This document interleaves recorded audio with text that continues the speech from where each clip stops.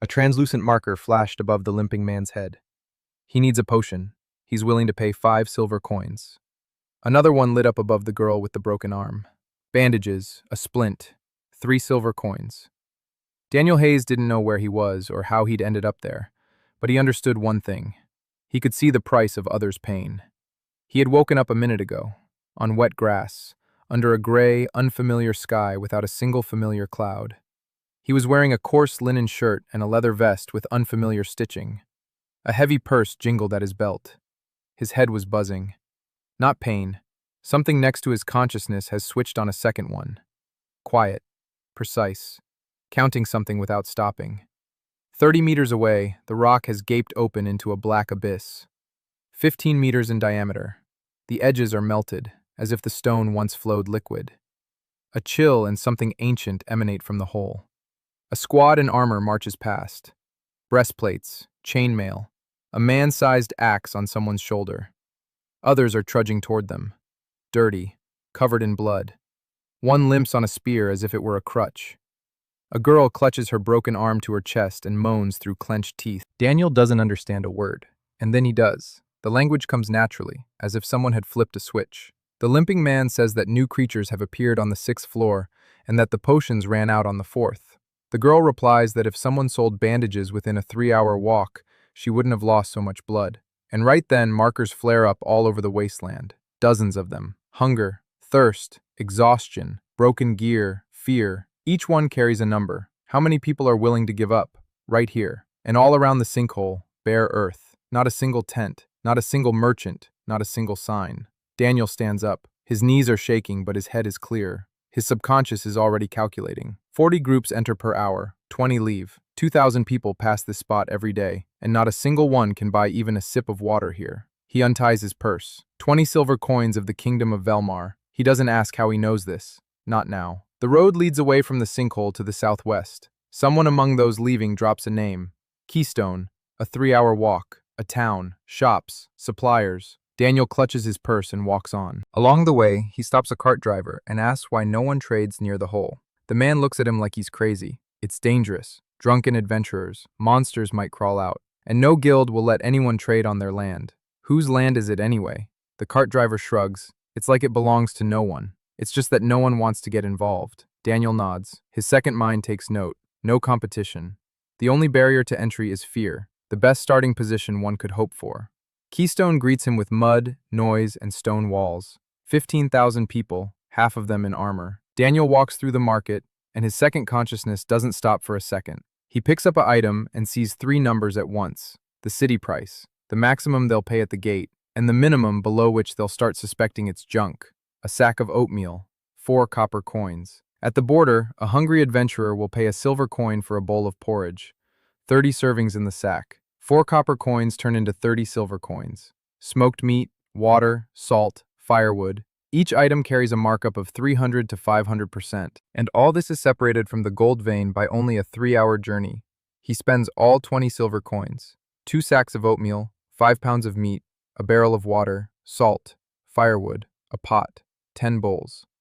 He rolls the barrel along the road and carries the sacks over his shoulder. The return trip burns his shoulders for 4 hours. In his past life, he never carried anything heavier than a laptop. But his second consciousness calculates in the background, and every number pushes him forward.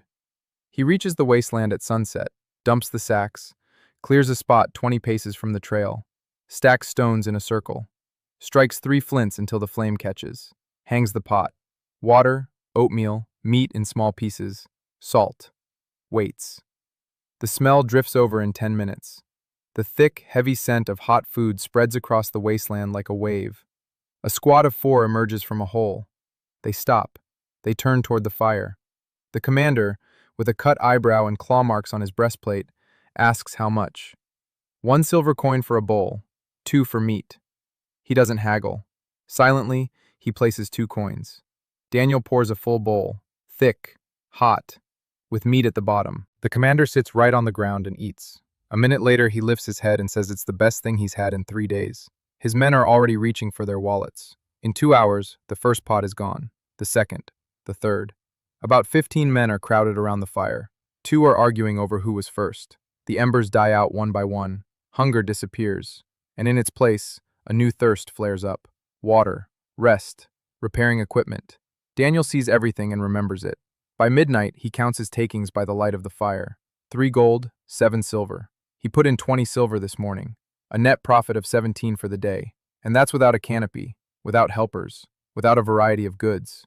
He wraps himself in a blanket under unfamiliar stars.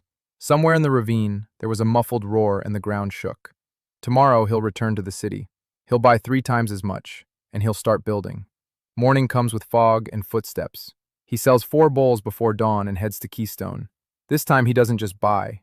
He talks to every vendor, and his second mind evaluates them all. The miller in the east is 3 pennies cheaper. The butcher by the gate is the best, but he haggles over the price. The greengrocer delivers fresh produce on Tuesdays and Fridays. Addresses, prices, delivery days, names. Everything falls into place in his head in neat rows, as if he'd returned to his old office. By noon, he finds what he was looking for. In the back alleys, between the trash and the bakery wall, sits a boy of about 17. Skinny, dirty, eyes sunken from hunger. The mark above him glows brighter. Food, shelter, work. But he has nothing to pay with, not a penny. Daniel sits down next to him and asks his name. Mika. He knows how to cook. Grew up in an orphanage, fed 30 children since he was 10. Daniel offers him a job. 3 meals a day, a spot by the fire, a coin at the end of the week. What's the catch? Mika asks. There's no catch. You need food, I need a cook. Mika gets up and follows him. By evening, they've set up a shelter. 4 poles, tarpaulin, 2 campfires, 2 pots. Mika cooks, Daniel serves. The line doesn't end for 3 hours. 5 gold, 4 silver for the evening. Mika eats his porridge slowly, spoonful by spoonful, as if afraid the bowl will disappear. Daniel looks at him and thinks, 3 days ago he died. On the wet asphalt of Seattle, under the wheels of a truck. And now he sits under strange stars and counts the profits from selling porridge to people in armor. And there's more meaning in this than in anything he's ever done before. On the 3rd day, he doesn't go into town. He takes out parchment and charcoal and draws a map. Here's a shelter. Here's a trail. Here's a tent with water. Here's a tent with potions from the city. And here, a large rectangle off to the side of the trail. A hotel. Mika peeks over his shoulder and says it looks like a city. Daniel smiles. In a year, it will be. Mika grunts and goes back to the cauldron. But Daniel sees that the guy is smiling. The first week had turned into a routine from which Daniel squeezed every drop of efficiency. Up before dawn, Mika built fires and set up the pots. Daniel served the first wave of customers. The morning groups were the hungriest. They were heading into the abyss for the whole day and wanted to fill their bellies before the descent. After the morning rush, Daniel left Mika behind the counter and headed to Kalestone. A 6-hour round trip. Every day. His feet were covered in calluses, and his shoulders had grown accustomed to the weight of the sacks. He bought more and more. Oats, meat, vegetables, herbal cold remedies, cheap bandages, strips of dried fish for those who wanted a snack on the go. Every new item was suggested by a second mind. The prices above the adventurers' heads changed from day to day, and Daniel watched them like stock market quotes. By the end of the first week, he realized that his daily trips into town were wearing him out and wasting his time. He needed a water carrier. At the Keystone Market, he found an old mule and a cart for 8 gold pieces. Expensive, almost all his profit for the week. But his second mind calculated instantly. The cart holds 4 times as much cargo. The trip is shortened by an hour because he doesn't have to roll the barrel by hand. Payback in 7 days at current revenue. Daniel bought it without hesitation. Then he found a driver, a guy named Thomas, broad-shouldered and taciturn, with big red hands. A former farmer who'd lost his land to debt. Daniel offered him a route, to Kalestone and back every day. Groceries in the morning, supplies in the evening, a silver coin a day plus lunch. Thomas agreed without haggling. He needed a job, not negotiations. The second week began with the shed that Daniel had rebuilt. He took down the old tarpaulin and replaced it with thick fabric bought from a tailor in Kalestone. 4 poles became 6. The canopy's area doubled. Now there were 2 long tables made of rough planks and 4 benches underneath it. Mika was cooking over 2 fires at the same time, and Daniel could see the guy was in his element. He wasn't just making porridge, he was cooking a thick soup with vegetables and meat. He was frying flatbreads in a skillet. He was making an herbal tea with honey that left the adventurers in quiet rapture. Mika wasn't just cook. Mika was a chef who had fed hungry children out of nothing for 15 years and had learned to work miracles with any set of ingredients. Daniel raised his pay to 2 silver coins a week and added a day off. Mika said he didn't know what to do with a day off. Daniel replied that it was his problem. You have to learn how to rest too. The middle of the second week brought the first real complication. Daniel was standing by the awning, watching the morning crowd when 3 men approached him. Not adventurers, the city guard of Kalestone. The eldest of them was a mustached man with a red face and a foreman's patch on his shoulder. He declared that Daniel was trading without a license from the Kalestone Merchants Guild and that he would have to pay a fine of 20 gold pieces or shut down his stall. His second mind flashed instantly, his negotiating instincts like a fan. Daniel could see that the foreman was bluffing. The wasteland before the abyss fell outside Keystone's jurisdiction. The city limits were an hour and a half's walk from here. The guards had no authority here. But the sergeant wasn't bluffing for the treasury's sake. He was bluffing for himself. His limit was 3 gold pieces, a bribe. He just wanted to make a quick buck off a new merchant. Daniel could have refused. He could have pointed out the lack of jurisdiction. But he didn't. He took out 3 gold pieces and silently placed them in the outstretched hand. The Decurion nodded and left. Mika looked at Daniel in confusion. Daniel explained. 3 gold pieces is the price of peace of mind for the coming month. The Decurion will leave satisfied and won't return. And in a month, Daniel will earn enough to resolve this issue another way. Mika asked how exactly. Daniel replied that he didn't know yet, but he'd figure it out. End of the second week. Revenue has stabilized at 6 gold pieces a day. Expenses, 3 gold pieces. Net profit was 3 gold pieces daily.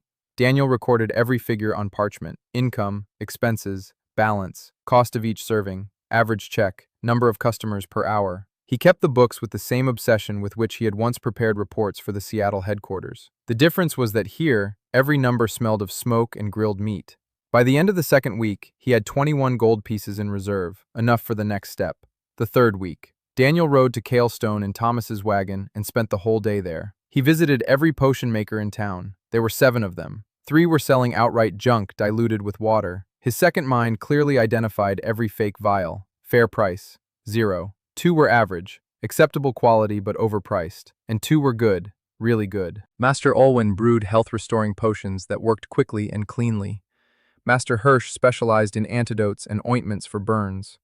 Daniel offered both of them a contract, a weekly purchase of a fixed volume at a fixed price, 15% below market value, but with a guarantee that he would buy everything, the entire volume, every week, no haggling and no delays. Olwen agreed immediately. For him, this meant a steady income and the chance to brew more without worrying about sales. Hirsch was hesitant. His business instincts told him that Hirsch was afraid of the Merchants Guild. They controlled the resale of potions and didn't like it when someone worked around them. Daniel said he'd take all the risks himself. Hirsch agreed. By the end of the third week, a second tent stood next to Mika's awning. Simple, but sturdy. Inside, potions lay on wooden shelves, red health restoration vials, green antidotes, white ointments for burns, yellow potions of vigor. Daniel hung up a sign Miki had written on a piece of wood.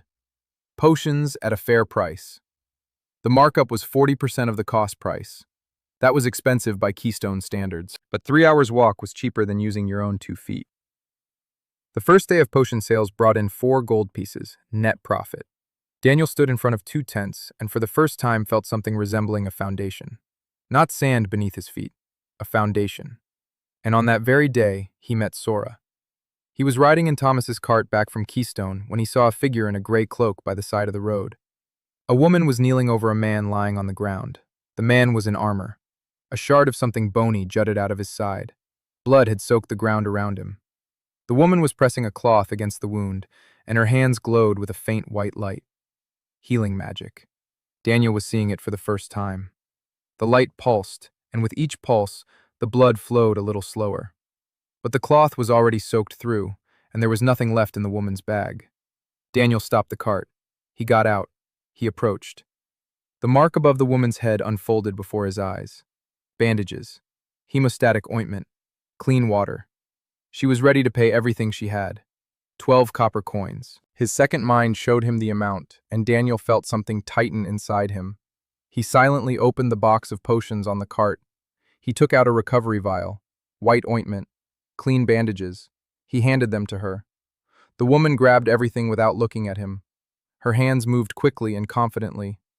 She poured the potion into the wounded man's mouth, applied the ointment, bandaged him up. The light from her palms grew brighter. 10 minutes later, the man was breathing steadily, unconscious, but alive. The woman sat on the ground next to him, trembling. Then she raised her head and looked at Daniel. She had gray eyes with dark circles and the face of someone who hadn't slept for 3 days. She said she didn't have the money to pay for the potions. Daniel replied that he hadn't asked for money. She blinked. Then she asked why he had helped. Daniel shrugged. He said he had supplies, and she had a patient. That was a deal of sorts, too. Just a free one. Her name was Sora Linden. She told her story on the way to the wasteland while Thomas carried the wounded man on a cart. A former nun of the Order of the Grey Moon, a healer, she treated everyone without distinction. Beggars, vagrants, criminals. The Order decided she was bringing shame upon its name and expelled her. She had been wandering for 3 months, treating random travelers for food and coins. She had enough bandages to last a day, no potions at all. Every time a person she could have saved died before her eyes, if only she had had a single vial. Every time she thought her gift was useless. That kindness in this world isn't worth a single copper. Daniel listened in silence. His inner voice was calculating. Not profit, not markup. It was calculating how much it cost to run the infirmary. Tent rent, a month's supply of bandages and potions, the healer's salary, the daily flow of wounded adventurers, willingness to pay for treatment, average bill. The numbers added up quickly. The infirmary would pay for itself in 3 weeks at the current flow of clients, provided that someone real was doing the healing, someone with magic in their hands and knowledge in their head, someone like Sora. When they reached the wasteland, Daniel told her straight out. He offered her a job, not a handout, a job. He would open a clinic at his trading post. Sora would be the chief and only healer. A salary of 3 silver coins a week, bandages and potions on the house, a tent with a bed for her, and one rule. Daniel spoke it slowly so she would hear every word. We treat everyone. If they have no money, we treat them on credit. If they don't pay back the debt, we treat them anyway. Sora looked at him and didn't say a word. Then her lips twitched. Then she laughed, quietly and hoarsely, as if she'd forgotten how to do it and was trying to remember. She said he was crazy. Daniel replied that it was the nicest thing anyone had said to him in the last week. Sora wiped her eyes with the sleeve of her gray cloak and she agreed. The next day, Daniel set up the 3rd tent, the biggest one. Inside were 2 cots made of planks and straw mattresses, a shelf with herbs and bandages, a basin of water, clean rags for dressings. Mika wrote the sign, in large, uneven letters. Infirmary. We treat everyone. Sora stood in front of the sign and stared at it for a long time. Then she went inside and began sorting the bandages by size. The first patient arrived an hour later. A young adventurer with a laceration on his forearm. He said that on the 3rd floor, a creature resembling a rat but the size of a dog had jumped on him. Sora sat him down. She washed the wound, applied ointment, bandaged it. Her hands glowed with a soft white light, and the guy looked at them with an expression Daniel had never seen in all these days. Not greed, not calculation. Relief. Pure human relief that someone had taken care of him. Daniel took a silver coin from him. The market price for such treatment in Keystown was 5 silver coins.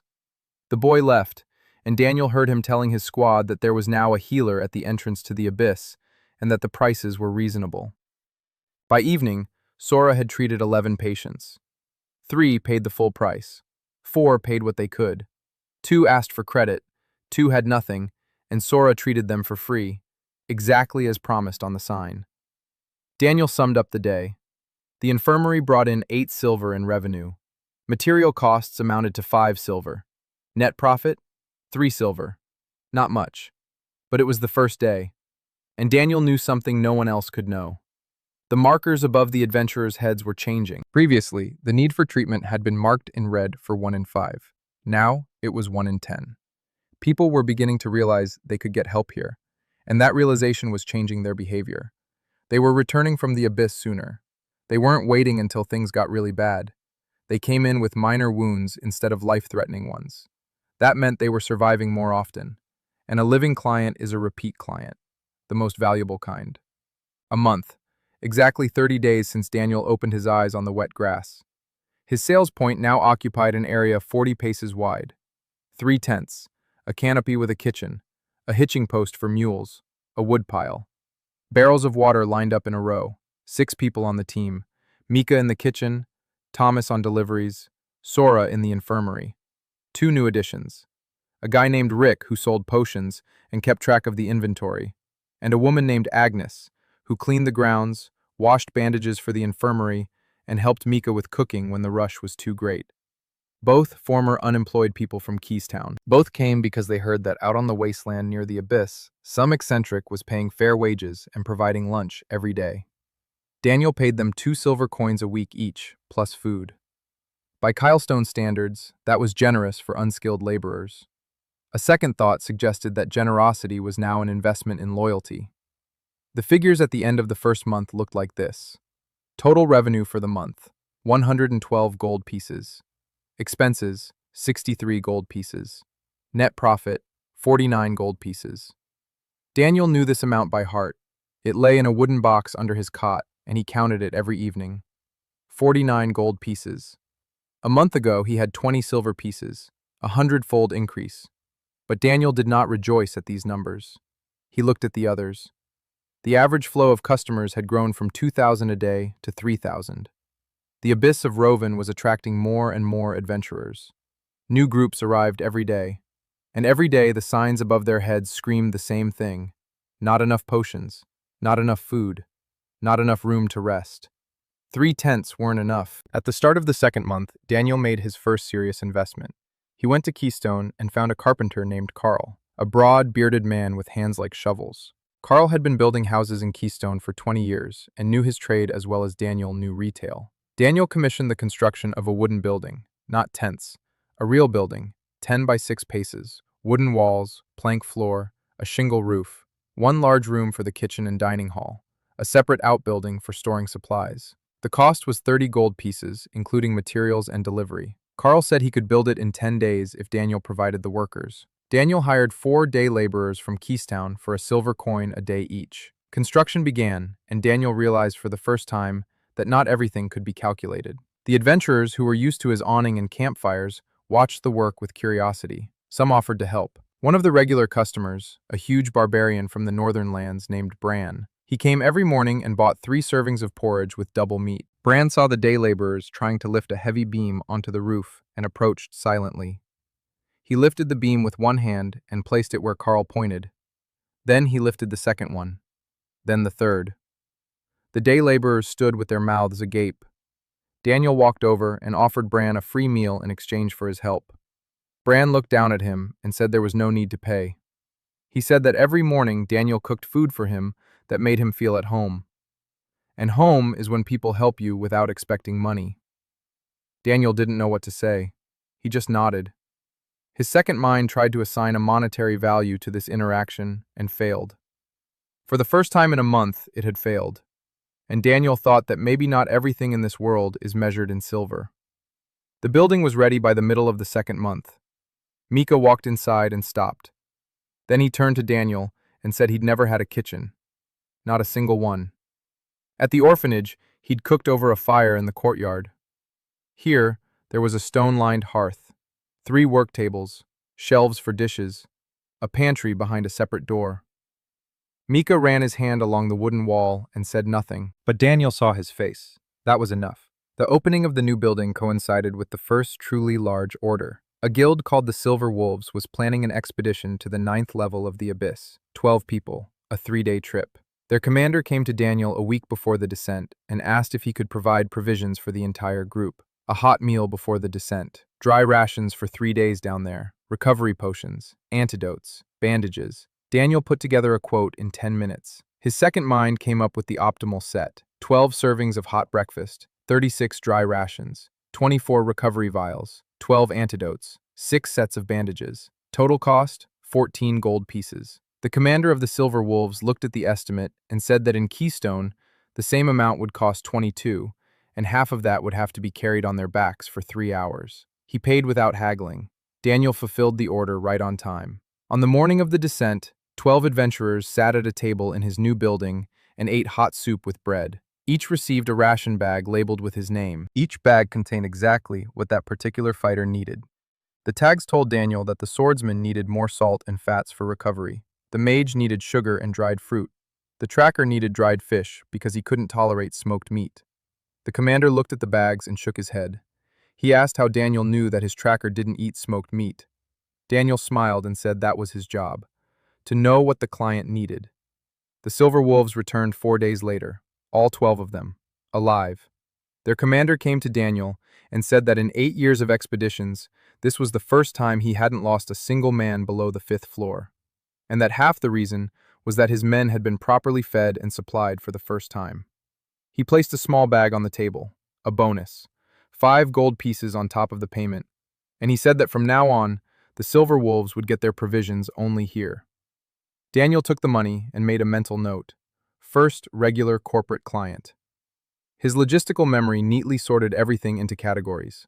Squad composition, each fighter's preferences, duration of a typical expedition, average budget, date of the next expedition. Daniel was already thinking about how to scale this model. Personal rations for guilds, subscription-based supplies, monthly contracts. His subconscious buzzed with possibilities. But there were also those who came without gold and without guilds. Lonesomes, newcomers, boys and girls from villages with a single knife and empty eyes. They stood at the entrance to the abyss and stared into the darkness, hesitating to take a step. The labels above their heads were the same: fear, hunger, despair, willingness to pay. Nothing. They had nothing. Daniel watched them every day, and every day he felt 2 voices arguing in his head. The first voice was old, corporate. It said that free customers were a loss, that charity was ruinous, that if everyone was fed for free, soon there wouldn't be enough money left to feed even those who paid. The second voice was new. It said that these people would die if they went down into the abyss hungry, and that Daniel knew this, and that knowledge makes him responsible. He found a compromise. In the morning, before the first wave of customers, Mika cooked a separate pot. Simple porridge without meat. 20 servings. Free. For those who didn't have a penny. The only condition: everyone who ate for free had to describe what they'd seen on the floors of the abyss. What monsters, what traps, what passages. Daniel wrote everything down. The information became a commodity. He began drawing maps of the first 5 floors of Rovin's abyss. Every evening, he sat down at his parchment and added new details. Corridors, rooms, ambush spots, points where monsters were most frequently encountered. After 2 weeks, he had a map of the first floor. Detailed, accurate, with notes on monster types and danger levels. He sold copies for 3 silver coins each. Newcomers bought them without haggling. For them, this map was the difference between life and death. Free porridge turned into information, and information turned into gold. The 2 voices in his head fell silent. It was neither mercy nor greed. It was something else, something Daniel had no name for in his past life. By the end of the 2nd month, the mark above the adventurers' heads had changed once more. Before, the most common need had been food, then potions. Now something else had taken first place. Equipment repair. Swords were getting dull, chest plates were cracking, shoulder guards were falling apart, and the nearest blacksmith was in Kalestone, a 3-hour walk away. Daniel looked at the markers and saw the next step, the next building, the next person he needed to find. He didn't find the blacksmith in Kalestone.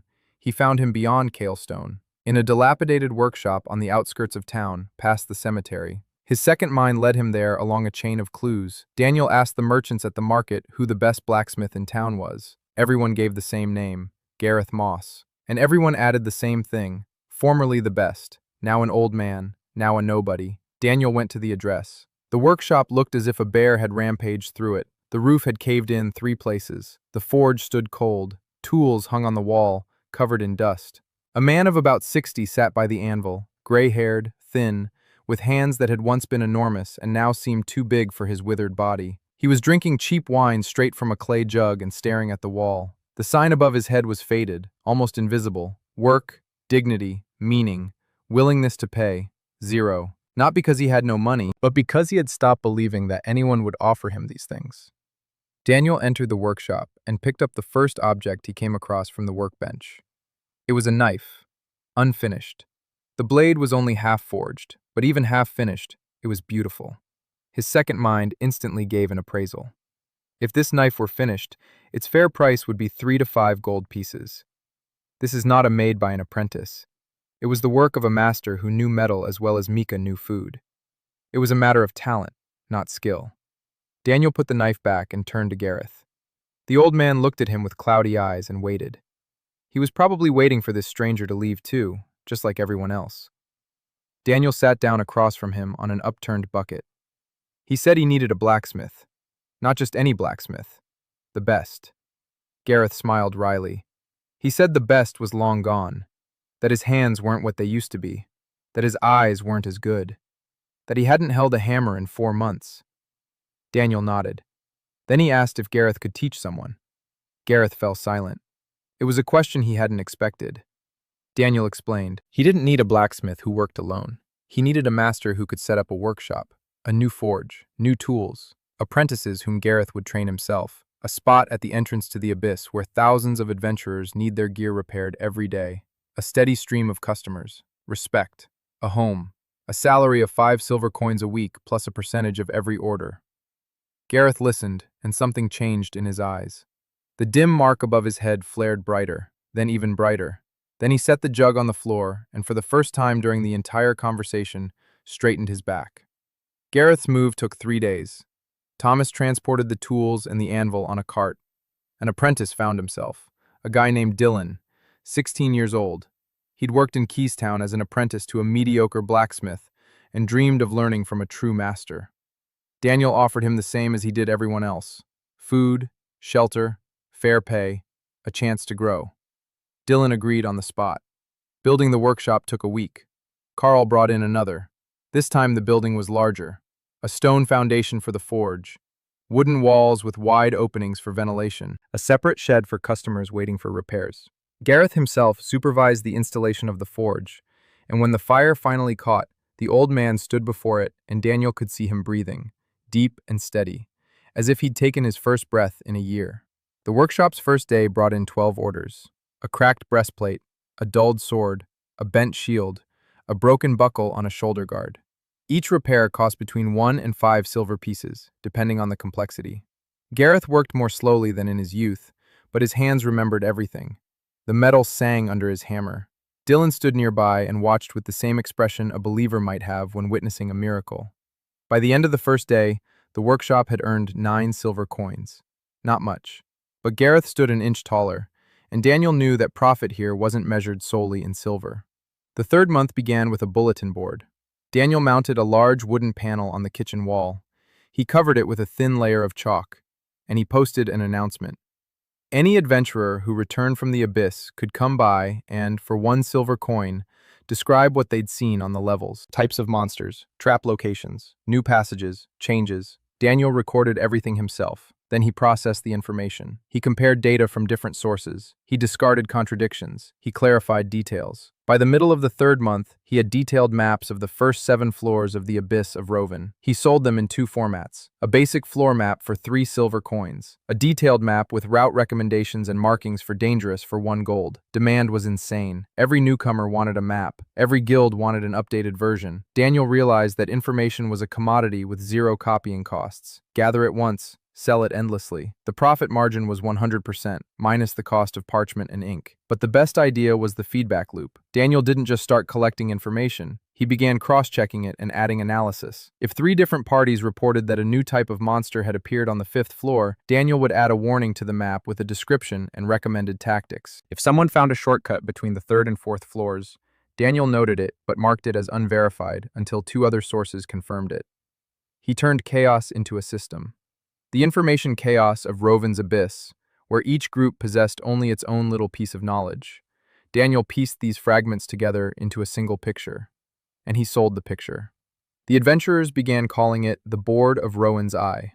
The name stuck. By the end of the 3rd month, Daniel tallied the results and couldn't believe the numbers himself. Total turnover for the month, 340 gold. Net profit, 120. The team consisted of 12 people, Mika and an assistant in the kitchen, Thomas and a second cart driver for deliveries, Rick and the new girl, Selena, at the herb stall, Sora and an assistant in the infirmary bandaging wounds, Gareth and Dylan in the workshop, Agnes managing the household, and Daniel himself, who counted the money, drew maps, and slept no more than 5 hours a day. He needed one more person. Not a cook, not a blacksmith, not a healer. He needed someone who could calculate as quickly as he could, because there were too many numbers for one mind, even if that mind was equipped with a merchant's mind. She found him herself. More precisely, he found Cinnamon, and the cinnamon led him to her. Daniel went to the Keystown market for his usual supplies and saw a stall he hadn't noticed before. Small, half empty. On it lay bags of spices, and standing there was a girl with freckles and a notebook tucked into her belt. She was selling cinnamon, the last batch. Daniel picked up a bag, and his second mind gave an instant assessment. High quality. The price she was asking was 40% below market value. This cinnamon was worth 3 times as much. Daniel looked at the girl. The tag above her head flickered. Money. Paying off debts. Recognition. She was ready to sell for the price she'd named. But her ceiling was much higher. She simply didn't know the real value of her merchandise. Daniel could buy it at a low price. It would be profitable. The first voice in his head said exactly that. Buy it cheap. Sell high. It's business. The second voice said something else. Daniel put the bag back and asked the girl if she knew how much this cinnamon was actually worth. She blinked. Then she named her price. Daniel shook his head. He named the real market price. Then the upper limit for adventurers who like to add cinnamon to mulled wine before descending into the abyss. Then the potential price if sold not by the bag, but by the stick, one at a time. The girl stood with her mouth agape. Then she pulled out a notebook and started taking notes. 10 minutes later, they were sitting on crates behind her counter, talking about margins and supply chains. Her name was Emily Gray, the daughter of a spice merchant who had gone bankrupt 2 years ago, leaving her with a warehouse full of debt and half empty. Emily was trying to sell the remaining stock but didn't know how. No one had taught her how to run a business because in Airtania, a female merchant is a joke. She calculated in her head faster than Daniel expected. When he told her the formula for calculating the margin, she immediately applied it to her entire inventory and recalculated all the prices in a minute. Daniel looked at her and saw what no label could show. Talent. Real talent that no one had noticed because it was wrapped up in freckles and chattiness. He offered her a job. Not as a salesperson, as an accountant, the chief accountant of his growing retail outlet. A salary of 4 silver coins a week, housing on the wasteland, food, and most importantly, a say in decisions. Emily stared at him. Then she asked if he was joking. Daniel replied that over the past month, he had joked exactly twice, and both times unsuccessfully. This is no joke. He needs someone who can do math and whom he can trust with the numbers. Because if he keep doing the bookkeeping himself, he wouldn't have time for anything else. Emily was silent for exactly 5 seconds. Then she said she'd pack her things, and that her things were a notebook and 3 pencils. She was ready to leave the rest behind, along with her past life. Emily arrived at the wasteland and remained silent for the first 2 days. She walked between the tents and buildings. She peered into every box. She counted every bag in the warehouse. She wrote down every number. On the 3rd day, she came to Daniel with a notebook and said his place was a mess. Daniel raised an eyebrow. Emily opened the notebook and began listing everything. Potions are purchased irregularly. There's a 2-week supply of red vials, but only a 3-day supply of green antidotes. Mika spends 20% more on firewood than necessary because he stacks the wood pile on the wrong side of the building, and the wood gets damp from the morning dew. Thomas makes trips to the city every day, but if we switch to an every other day schedule and increase the volume of each load, we can save 2 silver coins a week on cart wear and tear. Daniel listened and felt something warm ignite in his chest. It was recognition. He recognized himself in her. Only younger, meaner, hungrier. He said she was right on every point, and asked her to draw up an optimization plan by morning. Emily said the plan was already ready. It's on the 2nd page of the notebook. Daniel laughed. For the first time in 3 months in this world, he laughed so hard it could be heard on the other side of the wasteland. The fourth month began with Daniel waking up and not recognizing his trading post. Not because anything had changed overnight, but because, for the first time, he was looking at it through the eyes of an outside observer. The kitchen building with its smoking chimney, Sora's infirmary with its sign, Gareth's workshop, from which the clang of metal could already be heard, the potion shop, the warehouse, the stable, the bulletin board. 12 people who lived and worked on this patch of land, and hundreds of adventurers who passed through this place every day, leaving money here and receiving in return food and medical care, and weapons and information, and something else that had no name in commercial terms. It had ceased to be a trading post. It had become a place, a real place on the map. Daniel stood in the kitchen doorway and realized he needed a name for this place. Emily came up with the name. She said the adventurers already called it the Threshold among themselves, because it was the last place before the descent into the abyss, the final threshold. Daniel added Roven, Roven's Threshold. It sounded right. He ordered a sign. Carl carved it out of a single piece of oak, large letters, Roven's Threshold, Trading Post. The sign was nailed to a post by the main trail.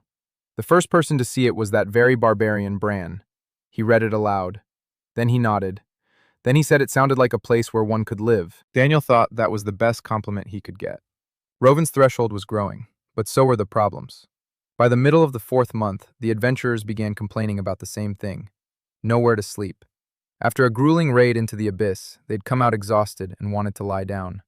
Not on the ground by the fire. In a bed. Under a roof. With a door that could be closed.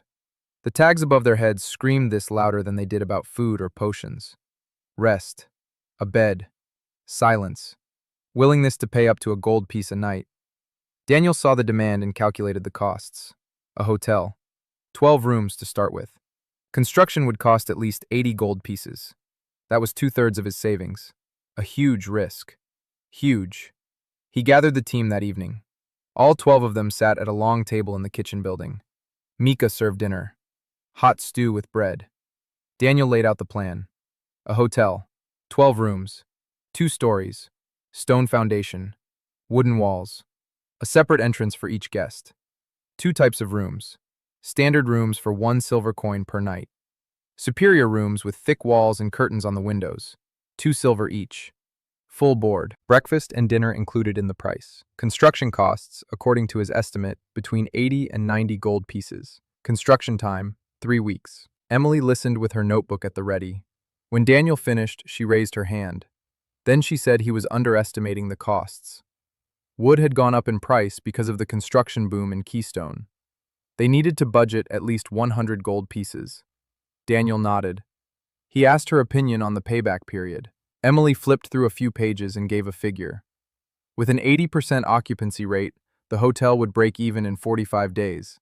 At 60%, in 60 days. Even at 40%, no more than 3 months. Daniel looked at the others. Mika nodded. Thomas shrugged. Sora quietly said she needed rooms for seriously ill patients who couldn't sleep on cots in a tent. Gareth slammed his fist on the table and said, "Finally! It's about time." Daniel smiled and said that construction would begin tomorrow. Carl brought a crew of 8. Building the hotel became the biggest project on the wasteland. 12 rooms, 2 stories, a common room on the first floor with a fireplace, a kitchen annex connected to the main building by a covered walkway. Daniel designed it himself. He wasn't an architect, but he was a man who had been opening stores for 7 years and knew how to design spaces for people. Every room had a window. Every door opened outward because it was safer in case of a fire. The hallway was wide enough for 2 people in armor to pass each other without bumping into one another. The 4 rooms on the first floor were slightly larger and had double walls stuffed with straw for soundproofing. These were upgraded rooms. Daniel knew from his past life that people were willing to pay twice as much for silence, and he was right. Construction had been underway for 3 weeks, and during those 3 weeks, 2 events had occurred that shifted the balance of power. The first was quiet. One morning, a girl approached Daniel. She was short. She wore glasses with a cracked arm held together with thread. Her hands were stained with ink and something resembling soot. Her hair was pulled back into a crooked bun held in place by a pencil. She brought an amulet, a small copper disc on a chain. She said she had repaired it and wanted to sell it. She asked for 2 copper coins. Daniel took the amulet in his hands and the world stopped. His second mind howled. His pricing intuition spat out numbers that took Daniel's breath away. A fair price was 1 to 1.5 gold pieces. The upper limit was 3 gold pieces. This tiny copper disc was a magical artifact, weak but genuine. It gave the wearer a slight boost to night vision. For an adventurer in the lower levels of the abyss, where the darkness was as thick as Mickey's porridge, it was a priceless tool. And the girl in front of him was asking for 2 copper coins for it. Daniel placed the amulet on the counter.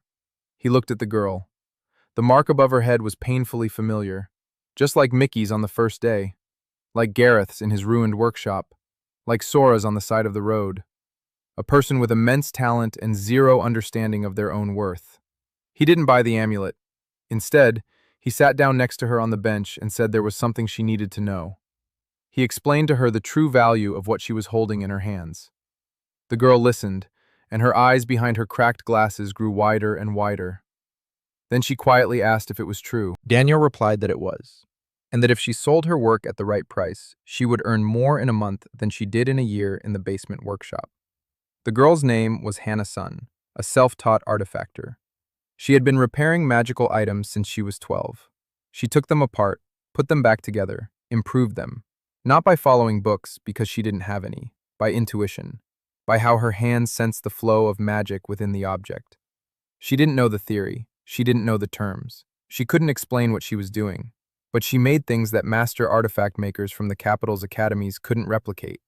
It's just that no one saw it because Hannah sold her work for pennies in the back alleys of Keystone. Daniel offered her a workshop, not just a workspace, a separate building near the Rovina threshold, tools, materials, and a contract. Hannah makes artifacts. Daniel sells them at a fair price. They split the profits. Hannah looked at him and said nothing. Then she quietly said she was afraid. What if she priced her work at its true value and no one bought it? What if Daniel was wrong and her pieces were actually worth 2 pennies? Daniel replied that in his career, he had misjudged the value of goods exactly 3 times, and all 3 times he had underestimated it, not overestimated it. Hannah smiled. It was a small, crooked smile that looked as though she hadn't practiced it in a very long time. Then she nodded. The second event was a big one. At the end of the 3rd week of construction, a squad of 5 horsemen arrived at the wasteland. Fine horses, expensive armor, scarlet cloaks with a fanged emblem embroidered on the back. Scarlet Fang, Velmar's largest combat guild. They dismounted at the entrance to the abyss, walked past the hotel under construction, and stopped in front of Mickey's awning. The eldest among them was a tall, thin man with icy eyes and a glove on his left hand. The glove concealed a prosthetic limb. Daniel knew who he was. He had heard the name dozens of times from adventurers passing through the threshold. Lord Richard Kale, head of the Scarlet Fang, a former legendary adventurer, the 35th level of the Great Abyss. He lost his arm on the 30th. He lost something even deeper. Richard approached Daniel and stopped 3 paces away. He looked at the construction site, at the sign, at the people eating at Mickey's tables, at the line in front of the potion shop. Then he looked at Daniel. His second consciousness cranked his contractual instincts up to full power. Daniel saw everything. Richard wasn't angry. Not yet, anyway. He was assessing. He had come to see what had sprung up at the entrance to the abyss, which he considered his territory. Richard said he was impressed. He said he hadn't seen anything like it in 20 years in the dungeons. Then he said Daniel should consider a partnership. Scarlet Fang would provide protection and patronage. Daniel would pay 20% of the revenue. This isn't a request. It's an offer that's best to accept. His business instincts instantly parsed what had been said. Richard wasn't bluffing. He was prepared to use force if he received a refusal. But right now, he'd prefer not to. His ceiling was 15%. He'd named 20 to leave room for negotiation. His real bottom line was 12%. Below that, he wouldn't go. Daniel could have haggled. He could have brought it down to 12, but he didn't. He looked at Richard and calmly said no. Not 20, not 15, not 12. 0. Rovin's threshold doesn't pay tribute. To anyone. Ever. Richard was silent for 3 seconds. His icy eyes didn't change expression. Then he said quietly that it was unwise, that the wasteland was dangerous, that fires happen, that caravans sometimes don't reach their destination. Daniel heard a threat in every word. His second mind calculated the probabilities, and they were all bad. But Daniel knew one thing. If he paid 12% today, tomorrow it would be 15. The day after tomorrow, 20. And in a year, nothing would remain of the threshold but a sign with his name under a foreign flag. He looked at Richard and said nothing. Richard turned and walked back to his horseman. He mounted his horse. Before riding off, he turned back and said one word. Too bad. Then the party rode off. Daniel stood where he was and felt his heart pounding. Fast. Too fast. He had just refused the most dangerous man in the region. And he knew there would be consequences. Not in a month. In days. Maybe in hours. He turned around. Mika stood in the kitchen doorway, his face pale. Sora came out of the infirmary and watched the riders ride away. Gareth held his hammer as if preparing for battle. Emily stood with a notebook, her hand trembling. Hannah peeked out from around the corner of the workshop, her face smudged with soot. Daniel looked at them all, at his team, at the people he'd pulled out of nowhere and who'd entrusted their lives to him. Then he said calmly, Mika, make some tea. Emily, figure out how much we can spend on security. Gareth, we need bolts on all the doors. Hannah, do you have any protective artifacts? Sora, check the potion supply. We'll need everything. His voice didn't waver, his hands didn't shake. Inside, everything was burning, but on the outside, he looked just as he had on the first day. A man who sees a need and knows what to do. The inn was finished in 2 days, 12 rooms, clean sheets, a fireplace in the common room. The first guests checked in that same evening.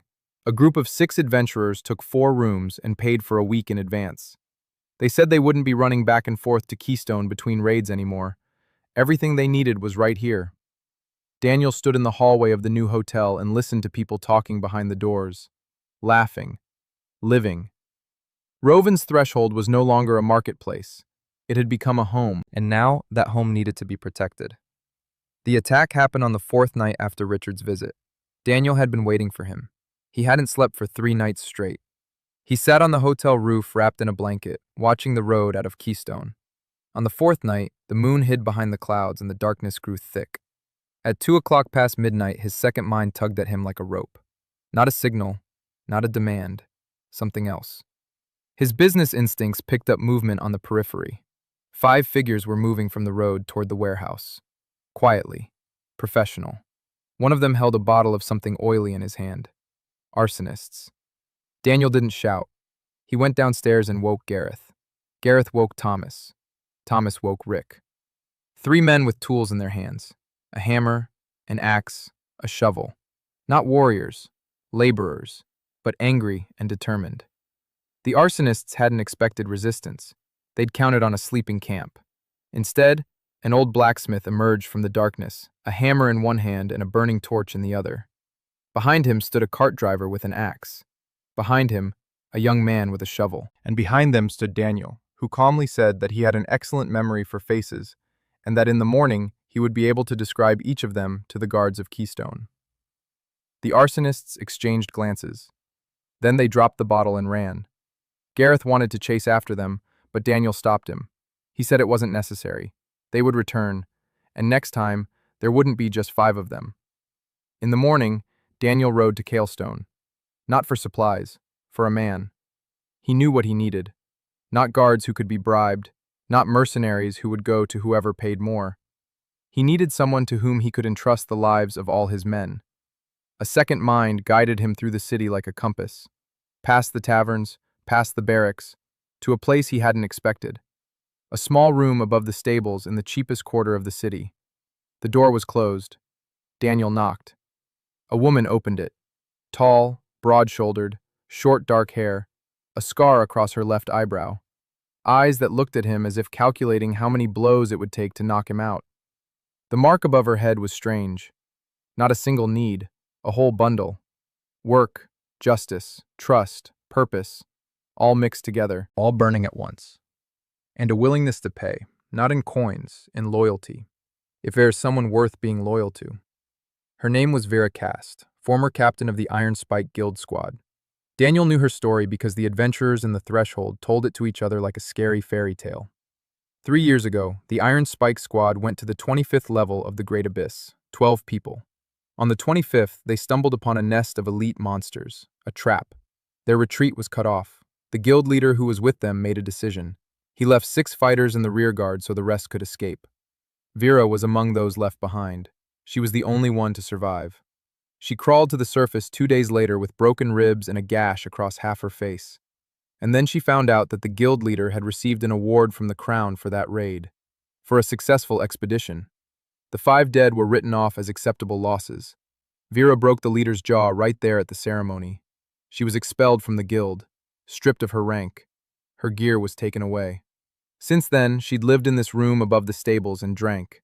Not out of grief, out of anger. Because the world is set up so that you can leave people to die and get a reward for it. Daniel told her everything. About the Threshold, about the team, about the Scarlet Fang, about the arsonists, about how he needed someone who would protect this place and everyone who lives here. Vera listened in silence. Then she asked how much he was paying. Daniel named a figure, 5 silver coins a week, lodging, food, complete freedom in organizing the defense, and one promise. Daniel looked her in the eyes and said slowly, I will never abandon my people. No one, under any circumstances. If I have to choose between profit and a person, I will choose the person, every time. Vera looked at him for a long time. Daniel's instinct for negotiation told him she was searching for a lie, checking every word, every inflection, every gesture, and finding none. Then she stood up. She pulled a long bundle from under the bed, unwrapped it. A sword, not a ceremonial one, a battle sword, with nicks on the blade and a leather wrap on the hilt that remembered hundreds of hours in her hand. Vera hung the sword on her belt and said she'd be leaving in 5 minutes. She needed to pack her things. There weren't many. The sword, chainmail, a spare knife, and a medallion with the names of 6 people she hadn't been able to save. Vera arrived in Porog and didn't speak to anyone but Daniel for the first day. She walked the entire perimeter. She checked every building. She surveyed the approaches, the road, the line of hills beyond the wasteland, the entrance to the abyss. Then she went to Daniel and told him he had no defenses, none at all. No walls, no palisade, no watchtower. Any squad of 10 fighters could take the threshold in 5 minutes. Daniel nodded and asked what she needed. Vera pulled a crumpled sheet of parchment from her pocket, on which a plan had already been drawn. A palisade around the perimeter of the main buildings, gates on both sides, a watchtower at the northern corner, at least 4 fighters, 6. She had calculated the cost as well. 20 gold pieces for the palisade, 10 for the tower, 12 silver pieces a week for the 4 fighters' pay. Daniel looked at Emily. Emily looked at her notebook. Then she nodded. The budget allows it. Barely, but it allows it. Building the palisade took a week. Vera supervised personally. She found 3 fighters in 2 days, all former adventurers, all written off due to injury or age. A man named Court with a stiff knee, a woman named Lyra with a burn covering half her back, a guy named Jake who had lost 2 fingers on his left hand and could no longer hold a shield. None of them would have passed the selection process for the combat guild. But Vera didn't need perfect fighters. She needed people who knew what it meant to stand their ground when it hurt, who wouldn't run away. She paid them 3 silver coins a week and fed them at the communal table. Within a week, they were a team. Not the best team in the world, but a team that had something the Red Fang mercenaries didn't, a reason to defend this place. The second attack came 2 weeks after the first. This time, no arsonists. 10 men in dark clothing, professional fighters.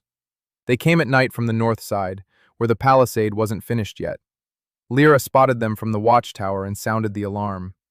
Vera had the squad up and ready in a minute. Daniel woke up to the sound horn and ran out into the square. He couldn't fight. He knew that. The sword in his hands was as useless as a spoon, but he could do something else. He climbed onto the hotel roof. You can see everything from there. The attackers were advancing in 2 groups, 5 on the right, 5 on the left. A classic encirclement. Daniel saw the markers above his men's heads. No needs this time, just positioning. He shouted to Vera that 5 were heading toward the warehouse. Vera moved Court and Jake to the left flank. He shouted that the second group was circling around the workshop. Vera and Lara took up positions at the entrance to the alley between the chillers. The fight lasted 12 minutes. The attackers hadn't expected organized resistance. They were used to intimidating merchants, not fighting former adventurers. Vera fought so fiercely that Daniel watched from the roof and couldn't take his eyes off her. She moved like water. fluid and unstoppable. Two attackers fell within the first 30 seconds. The third took a blow to the knee from Court and howled. The rest ran off. Vera didn't chase after them. She gathered her people. She checked their wounds. Lara had a cut on her forearm. Jake had bruised his shoulder. There were no other casualties. In the morning, Daniel stood before the team and spoke quietly. He said this wasn't the last attack, that Richard Kale would keep pressing until he got what he wanted or until he realized it was pointless, and that their task was not to defeat the Red Fang in battle. Their task was to make the attack on the threshold cost more than any possible gain from capturing it. Vera asked how. Daniel answered with one word: people. Not fighters, people. Every adventurer who eats at the threshold. Every guild that buys supplies here. Every wounded person Sora has nursed back to health. They're all potential allies. We just need them to find out what's going on. Emily raised her hand. She said she had an idea. She proposed an information campaign, a simple one, to tell every customer that Scarlet Fang is trying to destroy the place where they eat, get treated, and repair their gear. Not to ask for help, just to tell them. Let the people decide for themselves. Daniel looked at her and nodded. He said it was the best marketing strategy he'd heard in the last year. Emily snorted and said it wasn't marketing, it was the truth. Daniel replied that the best marketing is the truth. The news spread in 3 days. Adventurers were discussing the attack on the threshold in every tavern in Keystone. The Guild of the Silver Wolves sent a commander who said that if Red Fang touched the threshold again, the Silver Wolves would come out. 2 other small guilds joined in. Bran came in person and stood at the threshold's gates with an axe on his shoulder. He said he would stand there until he got tired of it. He didn't get tired of it for 3 days. Scarlet Fang didn't come a third time. Not yet, anyway. But Daniel knew that Richard hadn't backed down. He was regrouping, and the next strike wouldn't be physical. The 5th month. Rovena's threshold no longer fit into the plan that Daniel had sketched in charcoal on parchment on his 3rd day. Inside the palisade stood 7 buildings: Mickey's kitchen, So's infirmary, Gareth's workshop, the potion shop, the storeroom, the inn, and a new building, Hana's workshop. Small, stone walls because Hana worked with fire and molten metal. Inside, a workbench cluttered with parts, lenses, copper plates, crystals bought from adventurers for a song, vials of liquids that Daniel preferred not to touch. Hana moved to Threshold a week after they met and had barely left the workshop since. She worked 14 hours a day, not because Daniel demanded it, but because, for the first time in her life, she had a place to work. And for the first time, someone had told her that her work was worth real money. Hana's first batch of artifacts sold out in 2 days.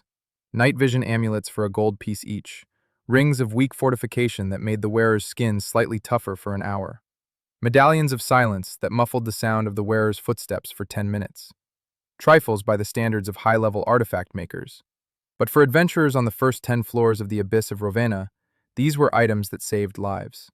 Daniel set the prices based on his inner voice's recommendations, not greedily, but not cheaply either. Each artifact cost exactly enough for an adventurer to feel they were buying something valuable, but not feel like they were being ripped off. Hana received half of every sale, and by the end of her first month in the Threshold, she had accumulated more money than she had ever seen in her entire life. She didn't know what to do with it. Daniel suggested she buy new glasses. Hana bought new lenses for her old frames. Daniel shook his head but said nothing. Everyone spends their earnings as they please. The middle of the 5th month brought a surprise Daniel hadn't expected. He was sitting in the hotel lobby working on a map of the 10th floor when the door opened and a woman walked in. Her clothes were expensive. A silk coat with fur trim, thin leather gloves, a hairstyle that had survived a 3-hour drive from Keystone and still looked perfect. Behind her walked a maid with 2 trunks on a cart. The woman stopped in the middle of the lobby, surveyed the walls, ceiling, and furniture, and pursed her lips. Then she turned to Mike, who was standing behind the counter. She said she wanted the best room, with a view, with clean linens, and she wanted tea brought to her, not herbal, the real thing. Mika looked at her, then at Daniel. Daniel stepped forward. The mark above the woman's head was unusual. Safety, income, dignity, and something else at the very bottom that his second mind couldn't quite read. Something like despair, but very well hidden. Her name was Lily Ashford, an aristocrat from the Ashford family, which once owned vineyards in southern Velmar. The family went bankrupt 5 years ago when Lily's father gambled away their fortune. The family sent Lily to Ravenna's abyss with a single task: to find a wealthy adventurer and marry him. To save the family name, Lily hated this task with all her heart but could not disobey. She came to the threshold because she had heard that the most successful guilds stayed here. Daniel listened to her requests and saw, behind the capricious tone and demands, what no one else saw: a woman who had been an ornament her whole life, a beautiful thing in a beautiful wrapper, a woman whom no one had ever once asked what she herself wanted. He gave her the best room, with double walls, with clean linens, with a view of the entrance to the abyss, which was the only view Threshold could offer. Then he sat down across from her in the common room and started a conversation. Not about marriage, not about money. He asked how many languages she spoke. Lily was surprised. She replied that she spoke 4: Velmarian, Old Imperial, Eastern Trade, and the language of the Southern Islands. Daniel asked if she played any musical instruments. Lily replied that she played the lute, since she was 5. Daniel asked if she could speak in such a way that the room would listen. Lily looked at him strangely. Then she straightened up and uttered a single phrase, softly, but in such a way that every person in the room turned their head. She had a voice, not just a beautiful one, a commanding one, the voice of someone who had been trained to hold an audience's attention since childhood. Daniel smiled. Then he said he had a proposal for her. Not marriage, a job. He explained that in a month he was planning to open an auction, a place where adventurers would sell rare finds from the abyss. Loot, artifacts, crystals, rare materials. He needed a host, someone who could speak several languages for foreign buyers, someone who could hold the crowd's attention, someone who looked the part so people would trust his words. Lily was the perfect fit. The pay was 4 silver coins a week, plus a percentage of every transaction made at the auction. Lily was silent. Then she asked if he was joking. Daniel replied that he'd already been asked that question, and he wasn't joking. Lily said she was an aristocrat, not a saleswoman. Daniel replied that aristocrats who know how to make money live longer than those who only spend it. Lily fell silent again. Then she quietly asked what her family would say. Daniel replied that her family could say whatever they wanted. But after 6 months of working at the auction, Lily would earn more than her family did in a year. And then her family would say very different things. Lily looked at him for a long time. There was something in her eyes that the labels didn't show, something alive and passionate. For the first time in her life, someone had offered her the chance not to be a mere ornament, but to be a person with a job, a salary, and a purpose. She agreed. Not right away, 2 days later, but she agreed. The 6th month. The hotel was 90% full, 12 rooms, and at least 10 were occupied every night. Daniel ordered an addition. 8 more rooms. Carl was already building with ease. The crew worked quickly. While the addition was being built, Daniel took on the auction. He set aside a space for it between the hotel and Gareth's workshop. An open space under a canopy, rows of benches, a podium up front, the auctioneer's table. The first auction was held on the last day of the 6th month. Lily stood on the podium in her silk cloak and conducted the bidding as if she'd been doing it her whole life. Her voice filled the space effortlessly. She described each lot so vividly that even Daniel, who could see the actual prices through his second mind, was surprised at how high the bids were rising. When a rare crystal from the 9th floor of the abyss came up for auction, Lily raised the price from 5 gold pieces to 12 in 4 minutes. The adventurers who had come to sell their loot were in shock. They were used to dealers in Keystone taking everything for a third of the real price. Here, they received the full value minus a 10% commission to the threshold. 10% for the venue and the auctioneer. For the seller, this was more profitable than any alternative. The first auction brought Threshold 8 gold in commission. The second, 3 days later, brought 12. By the end of the month, the auction was held twice a week and had become one of the main sources of income. Daniel stood in Threshold Square and looked at what he had built in 6 months. 12 buildings, 28 employees, a kitchen that fed 300 people a day, an infirmary that treated 50, a workshop that repaired 100 pieces of equipment a week, a potion shop, an artifact workshop, a 20-room inn, an auction house, a bulletin board, a palisade with a gate and a watchtower, a guard detail of 4 fighters under Vera's command. And every day, thousands of people passed through this place. They ate, they were treated, they slept, they bought maps and potions and artifacts. They talked, they laughed, they lived. The merchants of Keystone began to notice this. Their revenue had been falling for the fifth month in a row. Adventurers were no longer spending money in the city. They were spending it in the threshold. And for the first time, the name Hayes was spoken in the chambers of the Keystone Merchants Guild, with irritation. The ninth month. Daniel had missed the seventh and eighth in the frantic pace of expansion. A new task every day, every week a new problem. But by the ninth month, Rovin's threshold had entered a stable phase, and for the first time in a long while, Daniel could stand in the square in the morning and simply breathe. Just watch. The life he had created was bustling all around him. Mika was in charge of 3 cooks in the kitchen. His morning soup had become legendary among the adventurers. They argued about what he added to the broth and couldn't guess. Mika smiled and said nothing. Sora ran the infirmary with 2 assistants. She knew every regular patient by name. She knew their allergies and chronic wounds and who was afraid of needles. Gareth, with 3 apprentices, hammered away from dawn to dusk. His sword sold for 10 gold pieces, and the waiting list was 2 weeks long. Hana worked alone because she couldn't find an apprentice she could trust with her tools. But her artifacts sold faster than she could make them. Emily sat in the room Daniel had set aside as an office and kept the books for 14 different business ventures at once. Lily conducted auctions with such flair that adventurers forgot to count their money. Vera patrolled the perimeter with a squad of 6 fighters, and there had not been a single attempted attack in the past 2 months. It was during this peaceful month that Nia came to Daniel, a petite girl with short red hair and eyes that had seen far too much for her 20 years. She led the Thorncrown Guild, 6 people, or rather 5. A month ago there were 6. Their archer, named Torin, had died on the 7th floor. A trap they hadn't noticed, an arrow from the wall, straight through the throat, instantly. Naya stood nearby and couldn't do anything. The Thorncrown was one of those guilds Daniel saw every week, small, poor, tenacious. They went down to the lower floors and earned just enough to keep from starving. They bought potions at the threshold, ate at Mickey's kitchen, sometimes slept at the inn when they could afford it.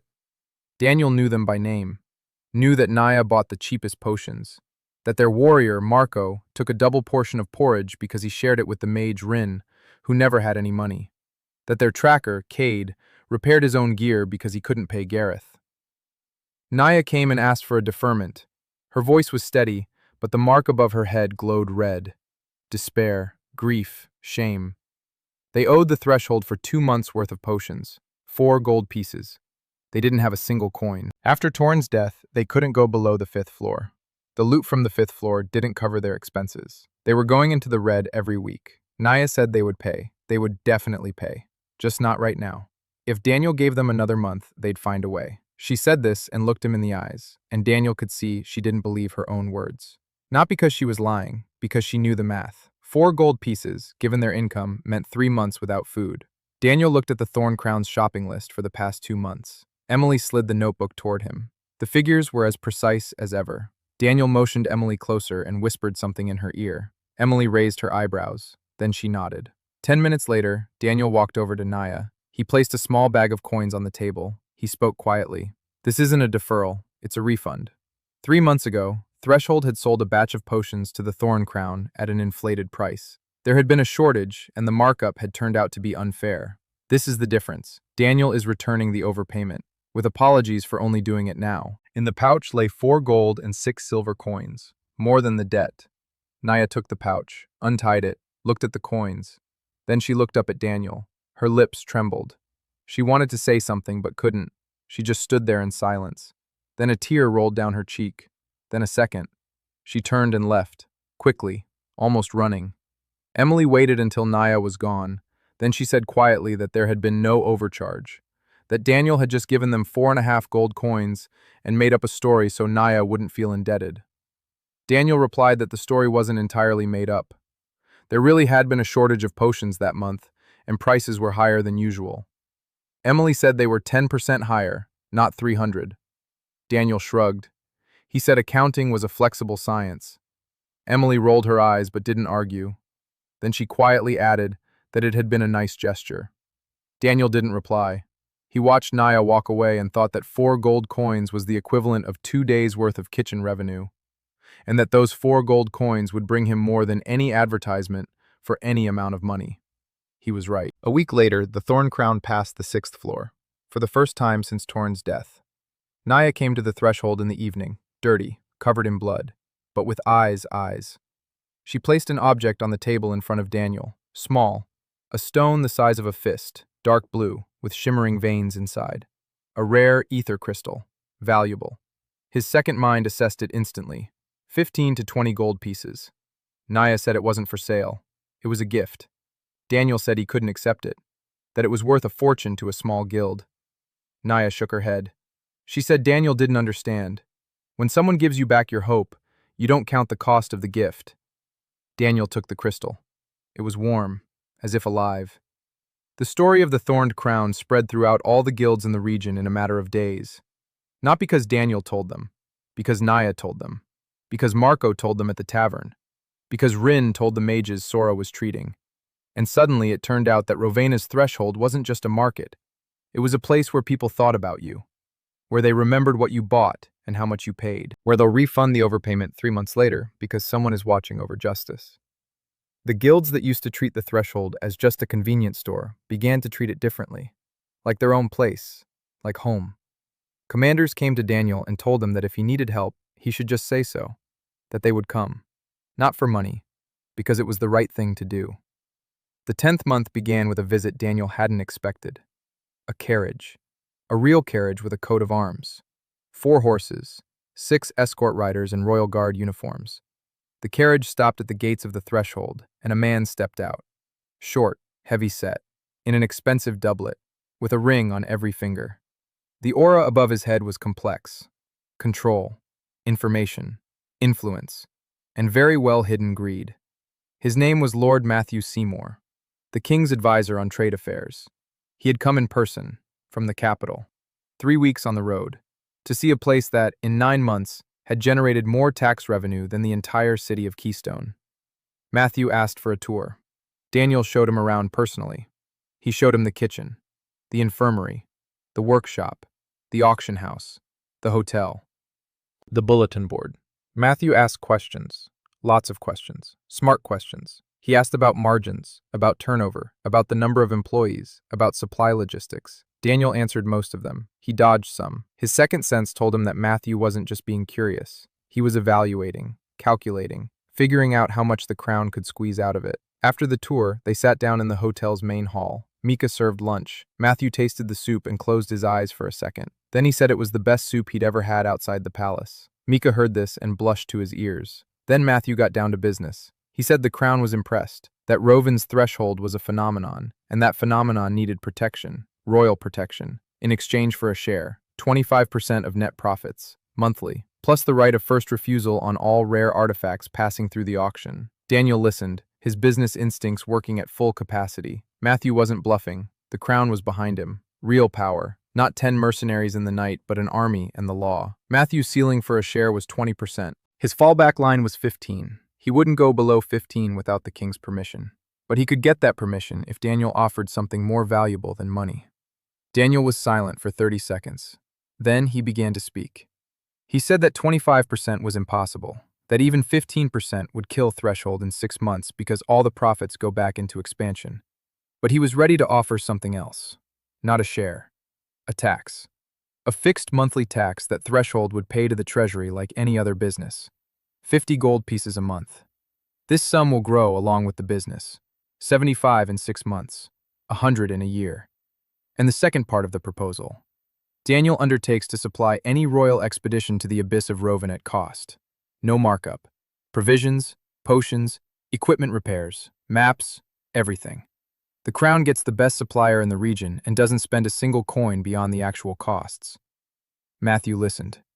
The rings on his fingers glinted in the light of the fireplace. Then he smiled. A thin, calculating smile. He said it was an interesting offer, and that he needed time to think it over. Daniel nodded. He said he understood. He offered Matthew the best room in the inn for the duration of his deliberations, on the house. Matthew accepted. He spent 3 days in the threshold. He ate Mickey's soup 3 times a day. He watched the auction. He talked with the adventurers. On the 3rd day, he said he'd accept the terms with one amendment. 60 gold pieces a month instead of 50, the starting amount. Daniel haggled for another 5 minutes for the sake of propriety. They settled on 55. They shook hands. Matthew left for the capital with a smile and a full stomach. Daniel stood at the gate and watched the carriage drive away. 55 gold pieces a month. That was a lot, but it was the price for the fact that the Red Fang could no longer touch the threshold without consequences. Now the threshold paid taxes to the crown, and that meant an attack on the threshold was an attack on the king's interests. The 10th month slipped into the 11th, and Rovin's threshold crossed an unnoticed but important line. It ceased to be a one-man business. Daniel no longer made every decision himself. Mika ran the kitchen without question. Sora ran the infirmary by her own rules. Gareth had taken on a fourth apprentice and was training him just as silently and sternly as he had trained the others. Hannah had created her first mid-level artifact, a reflection shield that could block a single magical strike. The price at the auction reached 40 gold pieces. Lily conducted the auction so skillfully that the buyer later said he had been willing to pay 60. Vera expanded the security detail to 8 fighters and began training volunteers from among the adventurers who wanted to earn some extra money on days free from raids. Amy, Lily kept the books with a precision that even frightened Daniel. She knew the status of every warehouse, every cash register, every contract. She was the first to notice that firewood costs had risen by 7% and found the reason. One of the suppliers had started mixing in green wood. Daniel switched suppliers within a day. The 11th month brought 2 events. The first was quiet and happened at night. Daniel wasn't sleeping. He was sitting on the hotel roof, as he often did when he couldn't sleep. He was looking at the stars. Strange stars. In 11 months, he still hadn't gotten used to them. Every constellation was wrong. Every pattern in the sky reminded him that he wasn't home. That home was gone. That Seattle and the rain and the truck on the bend and his whole old life were over forever. Usually he pushed those thoughts away, kept himself busy with work, numbers, plans. But that night, something wouldn't let him go. He thought about his mom. She lived alone in the suburbs of Portland, went to a book club on Wednesdays, called him every Sunday. He often didn't pick up because he was busy. Now no one would answer the phone. He thought about it and felt something hot and heavy rising in his chest. He didn't cry. He didn't allow himself to. For 11 months, he'd kept it all inside. He built, he calculated, he fed people, and not once did he stop to mourn his own death. That night he stopped. The tears came quietly, without a sound. They just ran down his face and he didn't wipe them away. He sat on the roof in the dark and cried. For his mom who thinks he's dead. For the apartment that had probably already been rented out. For a cup of coffee from the vending machine on the 3rd floor of the office. For the rain. For everything that was and would never be again. He didn't notice when Sora climbed onto the roof. She came silently, sat down beside him, didn't say a word. She just took off her gray raincoat and draped it over his shoulders. Daniel would say that everything was fine, that he was just tired. But he didn't, because Sora didn't ask. She just sat there beside him, quietly and calmly. The way you sit with someone who is hurting, without words, without offering a cure, just there. They sat like that until dawn. When the first rays of the sun touched the roof, Daniel wiped his face. He looked at Sora. She was looking at him with her gray eyes, and there was no pity in them. There was understanding. Daniel said quietly that he wasn't from here, that he had come from another world, that he had died there and woken up here, and that he didn't know why. Sora was silent for a moment. Then she replied that she knew, that she had understood long ago, that he spoke words that existed in no language of Airtania, that he counted things that no one else knew how to count, that he looked at the world as if he were seeing it for the first time every day. She said it didn't matter to her where he came from, because he was here, and that was the only thing that mattered. Daniel was silent. Then he said thank you. Sora replied, "You're welcome." Then she stood up and went to the infirmary. She had patients to see that morning. The second event was dramatic and happened a week later. Ji-Yoon Park appeared at the threshold without warning. Daniel had seen her before, once, just a glimpse. 3 months ago, she had sat by his campfire. A quiet woman with a long black braid and a katana on her back. She ate a bowl of porridge and left without paying. Mika wanted to chase after her, but Daniel stopped him. He said to let her go. The mark above her head was dark, almost black. Food, warmth, peace, willingness to pay, 0. Not because she had no money, because she didn't care. A woman who didn't care whether she was alive or dead. Daniel remembered that. And he remembered her. Now she was back, standing at the threshold's gate, looking at him. Thinner than 3 months ago, sunken eyes, tattered clothes, the katana still on her back. The mark had changed. Food, warmth, and something new, something his subconscious couldn't quite pinpoint. Not peace, not work, not money, something deeper, something akin to a reason. Vera saw her first and tensed instantly. She recognized Ji. Every serious adventurer in the region knew that name. Ji Yun Park, former A-rank, 32nd floor of the Great Abyss, the sole survivor of the Steel Wind Squad, one of the strongest swordswomen on the continent. Vera approached Daniel and whispered that this woman could kill his entire security detail in a minute. Daniel nodded. Then he walked over to Ji. She didn't say hello. She looked at him and asked directly, why was he doing this? Why was he feeding people who were going to die in the abyss anyway? Daniel had heard this question before, from Mika, from dozens of others. But in Ji's voice, it sounded different. Not like curiosity, like an accusation, like a challenge. She stood before him and waited for an answer as if something important depended on it. Daniel thought for a moment. Then he said quietly, maybe they'll die, but not today, and not of starvation. Ji was silent. Then something in her face shifted, barely noticeable. She sat down on a bench by the gate. Daniel sat down beside her. They were silent for a minute. Then Ji spoke. She told him about the steel wind, about the 32nd floor, about the trap that no one had seen, about how her comrades had fallen one after another, about how she had hacked at monsters and shouted the names of those who could no longer answer, about how she crawled out alone, the only one, and about how, ever since, she hasn't been able to look at people heading into the dungeon, because she sees her dead friends in every one of them. Daniel listened in silence. He didn't interrupt. He didn't offer comfort. He just listened. When Z fell silent, he asked only one thing, if she wanted to eat. Z looked at him. Then she nodded. Mika brought 2 bowls of hot soup. They ate in silence. Then Z stood up. She said she would stay. Not for long. Just until she decided what to do next. Daniel replied that the door was open. She nodded and went to the hotel. Not for long turned into a week. A week turned into 2. Z didn't work. She didn't help. She was just there. She sat by the fire in the evenings. She ate in Mickey's kitchen. Sometimes she stood silently next to Vera, watching her train the fighters. Vera looked at her with respect and a touch of wariness. 2 warriors, 2 women with scars that weren't visible on their skin. They didn't speak, but there was a silent understanding between them. Daniel didn't rush Z. He didn't offer her a job. He didn't ask questions. He knew from experience that some people come to a decision on their own. You just have to give them a place where they can think. The decision came at the end of the 11th month. Daniel was walking in the evening from the kitchen to the hotel, along a dark alley between the buildings. He was thinking about numbers, about tomorrow's auction, about the order for firewood. He didn't hear the whistle. He didn't even realize what had happened. Suddenly, he was yanked backward, hard. He fell, and in that very second, something struck the wooden wall at head level. A crossbow bolt. It was sticking out of the board and vibrating. Daniel lay on the ground and stared at the bolt. Then he turned his head. Z was standing over him, a katana in her hand, her eyes calm.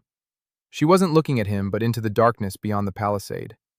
Then she quietly told him not to move, and she vanished, silently, like a shadow. 3 minutes later she returned, alone. She said the shooter had fled. The tracks led to the road to Keystone. A professional, 1 shot and a retreat, Scarlet Fang. Daniel sat on the ground and stared at the bolt in the wall, a hand's breadth from where his head had been. Then he looked at Z. She was standing there, waiting. Daniel asked why. Z paused. Then she said she didn't know, that her feet had moved before her head had a chance to think, that she'd seen him coming, seen a shadow on the roof, and she rushed forward, without a thought, without a plan. Because for the first time in 2 years, she cared whether someone was alive. Daniel stood up. He brushed himself off. Then he said he needed a bodyguard. G replied that she wasn't a bodyguard. She was a warrior. Daniel replied that the only difference was who you were protecting. Z looked at him. Then she tucked her katana behind her back. She nodded. From that day on, Ziyun Park was always by Daniel's side. The 12th month, a year. Daniel stood in the square at the threshold of Roven on a frosty morning and counted. Not profits, not expenses, people. Mika and 4 cooks in the kitchen, Sora and 3 assistants in the infirmary, Gareth and 4 apprentices in the workshop, Hannah in the artifact room, Rick and Selena and 2 new hires in the potions shop, Thomas and 3 carters on delivery, Agnes and 5 people on the farm, Emily and an assistant in the office, Lily and 2 assistants at the auction, Vera and 8 fighters in security. Z was right beside him like a shadow. Total, 47 people. 47 lives that depended on what he did every day, on his decisions, on his numbers, on his ability to spot trends, calculate margins, and negotiate with suppliers. A year ago, he was alone, with 20 silver coins and a pot of porridge. Emily had prepared the annual report. She presented it at a meeting that Daniel held for the first time not in the kitchen, but in the hotel's main hall. All the key people were there. Mika, Sora, Gareth, Hannah, Emily, Lily, Vera, Z. 8 people at the table, plus Daniel. 9. Emily opened her notebook and began to list the figures. Total revenue for the year, 4,200 gold. Expenses, 2,700. Net profit, 1,500 gold. Tax to the crown, 660. Reinvested, 800. Reserve, 40 gold. 27 buildings on the Threshold grounds, a 20-room inn, an expanded kitchen, 2 infirmaries, a workshop with 3 forges, an artifact workshop, a potion shop, 2 warehouses, an auction hall, an office, barracks for security, a bathhouse, a laundry, a stable, 2 wells, and 6 residential buildings for staff. 112 people worked at the Threshold, counting everyone, including day laborers. Every day, between 3,000 and 4,000 adventurers passed through the territory. Every day, Parag fed 500 people, treated 80, repaired 200 pieces of equipment a week, held 2 auctions, sold 300 maps a month. Emily closed her notebook and looked at Daniel. Then she said quietly that this was no longer a shop, nor a market. It was a company, the first of its kind in Velmar. Daniel nodded. He knew. He felt it every day. The Threshold had outgrown his ability to manage everything on his own. He needed structure, delegation, clear areas of responsibility. He spent the next 2 hours explaining his new system. Mika was given the title of kitchen manager with full autonomy over purchasing and the menu. Sora became Threshold's chief healer with the right to hire and train new healers. Gareth was named master blacksmith with full control over the workshop. Hannah remained an independent artifact maker, but was given a fixed budget for materials. Emily became the financial director, not an accountant, a director, with the authority to sign contracts up to 5 gold pieces without Daniel's approval. Lily became the auction director. Vera was given the title of captain of the Threshold security force, with full authority over security matters. Everyone received a raise. Everyone was given responsibility. And everyone received the same promise that Daniel had made from day one. I will never leave you. This is our home. We built it together. No one clapped. This wasn't the kind of world where people clapped. But Mika nodded. Sora smiled. Gareth banged his fist on the table in approval. Hannah blushed and buried her face in her hands. Emily started jotting something down in her notebook, and Daniel was sure she was already crunching the numbers for next quarter's budget. Lily raised her teacup and made a toast. To the Threshold. Vera silently crossed her arms over her chest and nodded. Z stood by the wall and looked at Daniel. Not at everyone, at him, and there was something in her eyes that Daniel hadn't seen before. Something warm. That same evening, something happened that Daniel hadn't expected. A man approached the gates of the Threshold, alone, unarmed, without an entourage, in simple, dark clothing. Vera recognized him first, and her hand rested on her sword. Richard Kale, head of the Red Fang. He stood at the gates and asked for a conversation. He didn't demand it, he asked. Vera looked at Daniel. Daniel nodded. Z placed her hand on her katana and didn't remove it until the meeting was over. They sat down in the common hall, Daniel across from Richard, Z by the wall, Vera by the door. Mika silently brought 2 cups of tea. Richard was silent for a minute. Then he began to speak. Not with threats, not with demands. He spoke quietly, almost wearily. He said that 20 years ago he had entered his first dungeon with a single sword and a single thought: to become stronger or die. He became stronger. He made it to the 35th floor. He lost an arm. He lost half his friends. He lost the ability to sleep without nightmares. But he survived. And he created the Crimson Fang, a guild for the strong, for those willing to pay with blood for strength. He believed that dungeons existed as trials, that pain and loss were the price of growth, that everyone who perished in the abyss had paid a fair price. And then Daniel appeared, a man who cooks porridge and bandages wounds and sells maps, who makes sure that adventurers suffer less and die less often. And Richard couldn't understand. If suffering is the price of strength, then what is Daniel doing? He's lowering the price. He's devaluing the sacrifice. He's making the path easy, and an easy path creates weak people. Daniel listened and didn't interrupt. His business instincts were silent. This wasn't a negotiation, it was a conversation. When Richard finished, Daniel paused. Then he replied. He said he understood Richard's logic, that it was, in its own way, coherent and beautiful. That a world where the strong survive and the weak perish is a world that works. But it is not a world worth living in, because the strength born of pain dies along with the one who bears it, and the strength born of care is passed on. An adventurer who has been fed and bandaged does not become weaker. He becomes a man who has the strength to go deeper, longer, further, and to return. Alive, to go again. Daniel said he does not devalue sacrifice. He reduces the number of senseless deaths. Those that happen not because of the enemy's strength, but because of hunger, a broken sword, and a lack of bandages. Death at the hands of a monster on the 30th floor is the price of ambition. Death from dehydration on the 2nd floor is stupidity. And that stupidity kills 9 out of 10. Not the dungeon's power, the stupidity of a world that failed to care for its people. Richard listened. His face didn't change. But Daniel saw something in his eyes. Not agreement, but not rejection either. Something in between. Something like a crack in a wall that had stood for 20 years.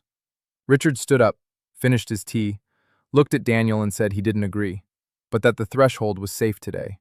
Scarlet Fang would no longer attack. Not because Richard had changed his mind, because attacking was pointless. Daniel. Daniel has the crown. He has the guilds. He has 3,000 adventurers who will defend the place that feeds them. Richard had lost, not in battle, in the economy. His suppliers worked with the threshold. His own adventurers bought potions from Daniel. His mercenaries ate Mickey's soup between missions. Richard couldn't fight a man who fed his own army. He nodded to Daniel, briefly, almost respectfully, and left. Vera closed the door behind him. Then she turned to Daniel and said it was a trap, that Richard had come to lull them into a false sense of security. Daniel shook his head. He said no, that Richard had come because he wanted to understand, and that he hadn't fully understood. But there was a crack. Z stood by the wall and said nothing. Then she said quietly that Richard reminded her of one person, her former commander, a man who believed that pain makes you stronger, until the pain killed everyone around him. Daniel looked at Z, then at Vera, then at the empty cup from which Richard Cale had been drinking. A year ago, he was cooking porridge over a campfire. Today, he was talking to a man who could have killed him with one hand, and he defeated him with tea and words. The second consciousness was silent. There was nothing for it to calculate. Some things are priceless. The 13th month. A year and 1 month in Airtania. Daniel sat in Emily's office and looked at the map they had been drawing together for the past 3 weeks. Not a map of the abyss, a map of the continent. Marked on it were the 12 largest dungeons of Airtania. Rovin's Abyss, the Great Abyss, the Silver Jaws, the Black Maw, the Crucible of Winds, and 7 more. Each one was marked with a red circle on the map. Red meant the same thing. A wasteland. No trade, no infirmary, no inn, not a single tent. Thousands of adventurers descended into these holes every day, hungry and with leaking water skins. They perished from wounds that could have been bandaged. They lost equipment that could have been repaired, and no one did anything. Only at the abyss of Rovin was there a threshold. A single green circle on the map among 12 red ones. Daniel looked at this map and felt as if a second consciousness were unfolding before him, a scale of possibilities that took his breath away. Emily sat across from him and waited. She knew that look. She saw it every time Daniel was preparing for something big. Daniel tapped a spot on the map with his finger. Silver Maw. A dungeon 3 weeks' journey to the northeast. Old, deep, popular among the guilds of northern Velmar, a wasteland at the entrance, just like it was here a year ago. Daniel said it was time. Emily opened her notebook. An hour later, they had a plan. A second trading post, at the threshold of Silverjaw. An initial budget of 200 gold pieces from reserves. A team of 8 people. A manager, a cook, a healer, a blacksmith, 2 merchants, 2 guards. Daniel couldn't go himself. He was needed here. He needed someone he could trust to build from scratch, someone who could do math, who wasn't afraid, who understood the principle. He looked at Emily. Emily looked up from her notebook and met his gaze. Then she said no. Then she said he was crazy. Then she said she was an accountant, not a builder. Then she fell silent for 10 seconds. Then she quietly asked if he really believed she could handle it. Daniel replied that he didn't believe it. He knew it.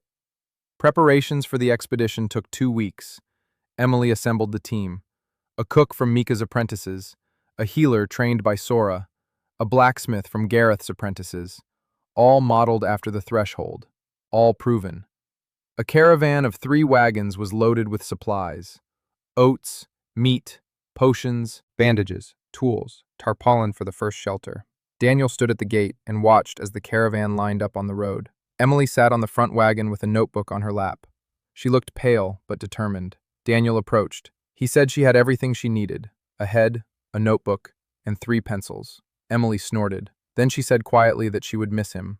Then she whipped the mule and the caravan set off. Daniel watched until the last wagon disappeared behind the hill. Then he returned to the office. He sat down at Emily's desk. He opened her notebook. On the first page, in large handwriting, was written, "Don't forget to check the firewood. It's getting damp again." Daniel smiled. Then he began to count. It was hard without Emily. Daniel didn't realize how used to her he'd become until she was gone. Her assistant, Graham, tried his best, but he worked twice as slowly and mixed up the income and expense columns 3 times during the first week. Daniel returned to his nightly calculations, to his lack of sleep, to the headache caused by the numbers. But the caravan communication was working. Once a week, a messenger arrived with a report from Emily. The first report came 10 days later. They'd made it. The wasteland near Silver Maw was worse than at Rowan's. Mud, swamp, no infrastructure. But the flow of adventurers is huge. The markers are lit up like a Christmas tree. Daniel didn't know how to explain that word to Emily, so she wrote it in quotation marks. They've started putting up a canopy. First pot of porridge tomorrow. Daniel read the report and exhaled. It's working. Second report in a week. First revenue. 4 gold pieces in 3 days. Local adventurers were in shock. No one had traded at Silver Maw in its entire 100-year history. The local Steel Hand Guild came with questions, not threats, questions. Emily settled things with them in a single conversation. Daniel read and saw his own early days in every line. The same path, a different person, the same formula. A pot of porridge, a canopy, a tent with potions, the infirmary. Step by step, Emily was building a second threshold, and she was building it well. The 14th month. The caravan network between the 2 trading posts was up and running. Once a week, a wagon left Rowan's threshold for Silver Maw. Potions, Hana's artifacts, maps of the abyss as templates for creating their own. In return came money and rare materials from Silverjaw that were not available in Rowan. Daniel hired 2 guards for the caravan. The road through the wildlands was dangerous. Once, the caravan was ambushed by bandits. The guards fought them off but lost part of the cargo. Daniel increased the guard to 4 and added a decoy wagon with cheap cargo at the front. There was no second attack. The bandits were quick learners. Meanwhile, in Rowan's threshold, what Daniel had both hoped for and feared came to pass. Adventurers began to notice oddities in the abyss. A group that had descended to the 12th floor returned with the news that the 13th floor hadn't existed before. The abyss was growing. New levels, new corridors, new monsters that no one had seen before. Stronger than the previous ones. More vicious. A squad of 8 went to the 14th floor and never returned. 3 days later, a single survivor emerged. He reported that the monsters on the new floors moved differently, as if in coordination, as if someone were controlling them. Daniel's information board was ablaze with red marks. Something was changing. Something was awakening. Daniel stood in front of the board and looked at the map of the abyss. 13 floors when he arrived, 16 now. 3 new floors in a year. That wasn't normal. Other dungeons grew by 1 floor per decade. Rowan's abyss was growing 30 times faster, and Daniel knew why. He could feel it. Not with his second mind, something deeper. The threshold fed the abyss. Not with food, with a stream. Thousands of people every day. Emotions, money, trade, exchange. It all flowed down like water into a funnel. The more active life was above, the stronger grew what slept below. Daniel had created the perfect feeding trough for something ancient and hungry, and that something thanked him in the only way it knew how. It grew larger. Hana confirmed his fears. She had been studying crystals from the lower levels and noticed a pattern. The magical density of the crystals was increasing with each passing month, as if the energy source beneath the abyss was gaining power. Hana said it was like a heartbeat, slow, powerful pulsations. And with each pulse, the abyss grew deeper. Daniel asked where the pulsation was coming from. Hana shrugged. From below, very deep below. Sora said that the ancient texts of the Order of the Grey Moon mentioned something similar. The hearts of the underworld. Intelligent entities that create and sustain the labyrinths. But it was considered a legend, a fairy tale for novices. Daniel listened and felt something cold growing in his chest. He asked Sora what the heart needed.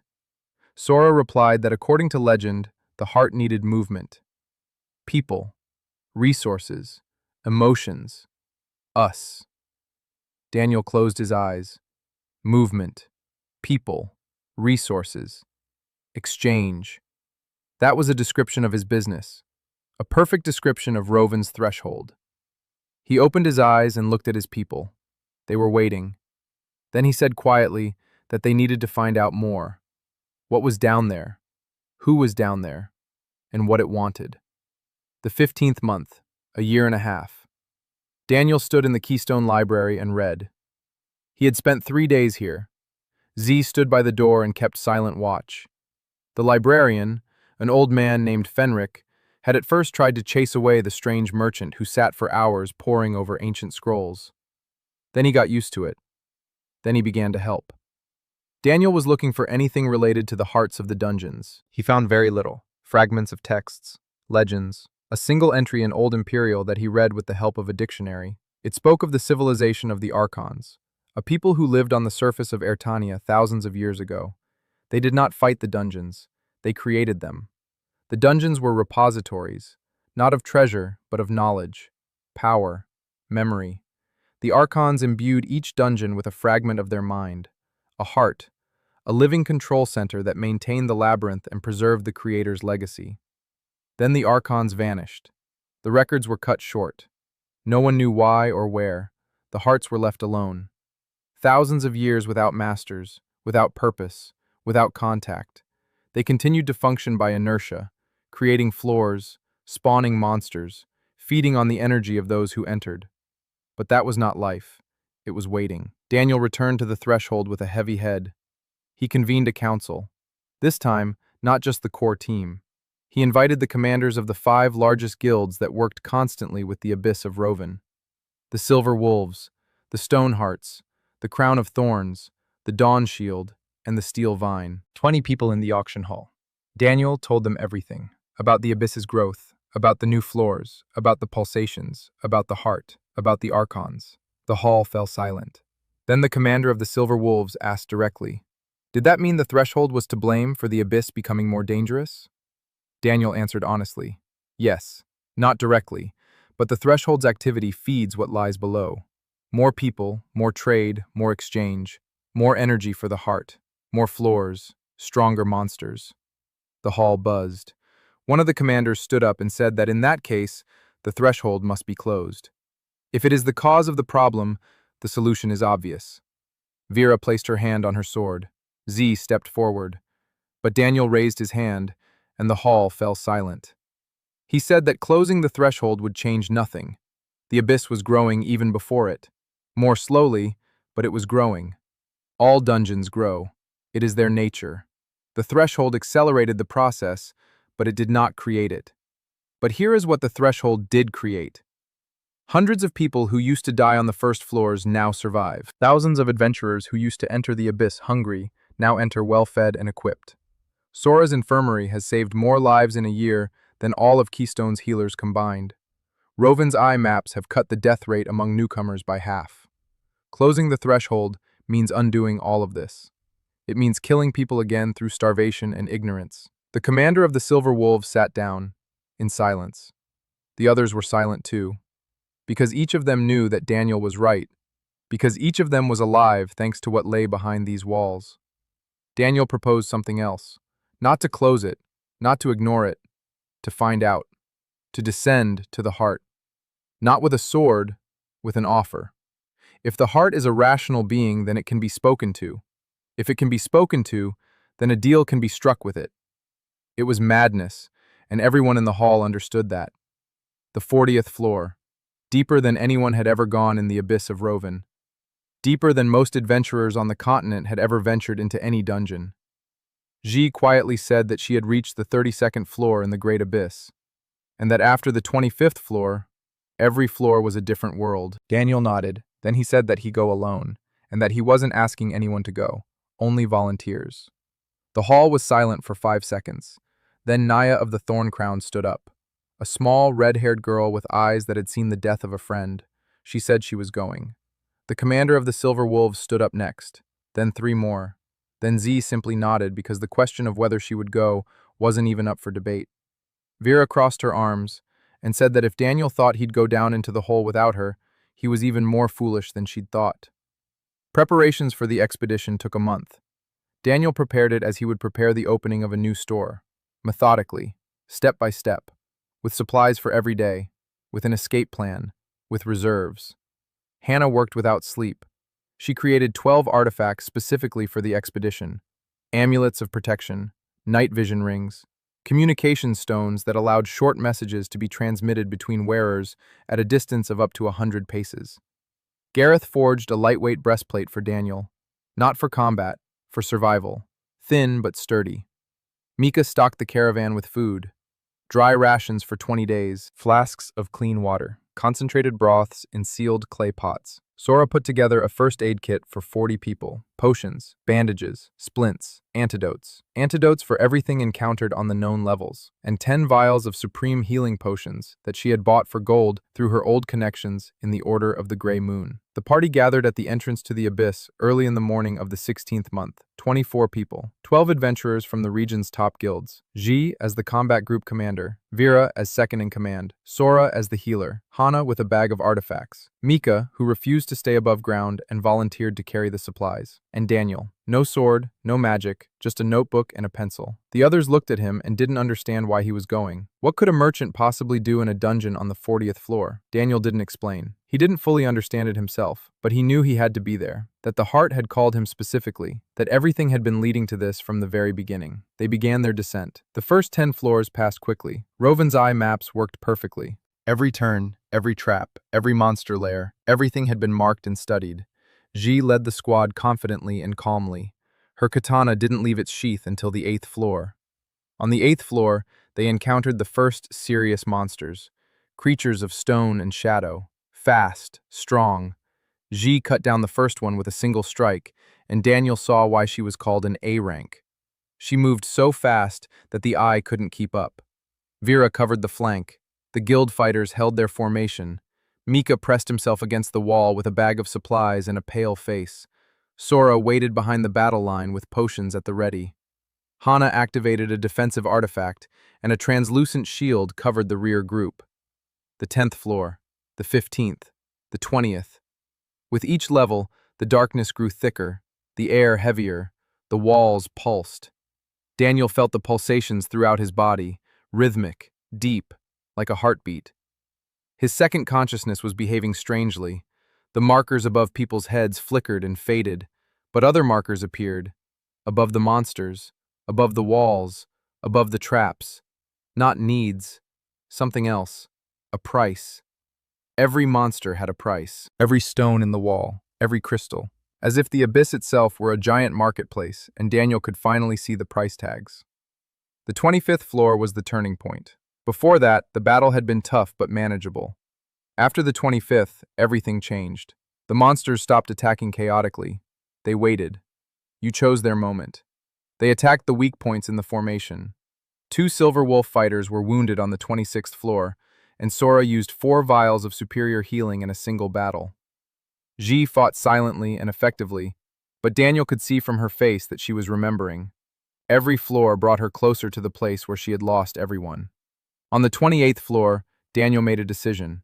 He split the squad. 8 wounded and exhausted fighters would head back up under the command of one of the leaders. Mika would go with them. He wasn't getting going this deep. The remaining 16 would continue the descent. The parting was quick. Mika looked at Daniel and told him to come back, because if he didn't, there would be no one to try the new recipe Mika had come up with the day before yesterday. Daniel smiled and promised. The 30th floor, the 32nd. Z slowed down. Her steps grew shorter. Her eyes grew darker. Daniel walked beside her and said nothing. He didn't know what to say.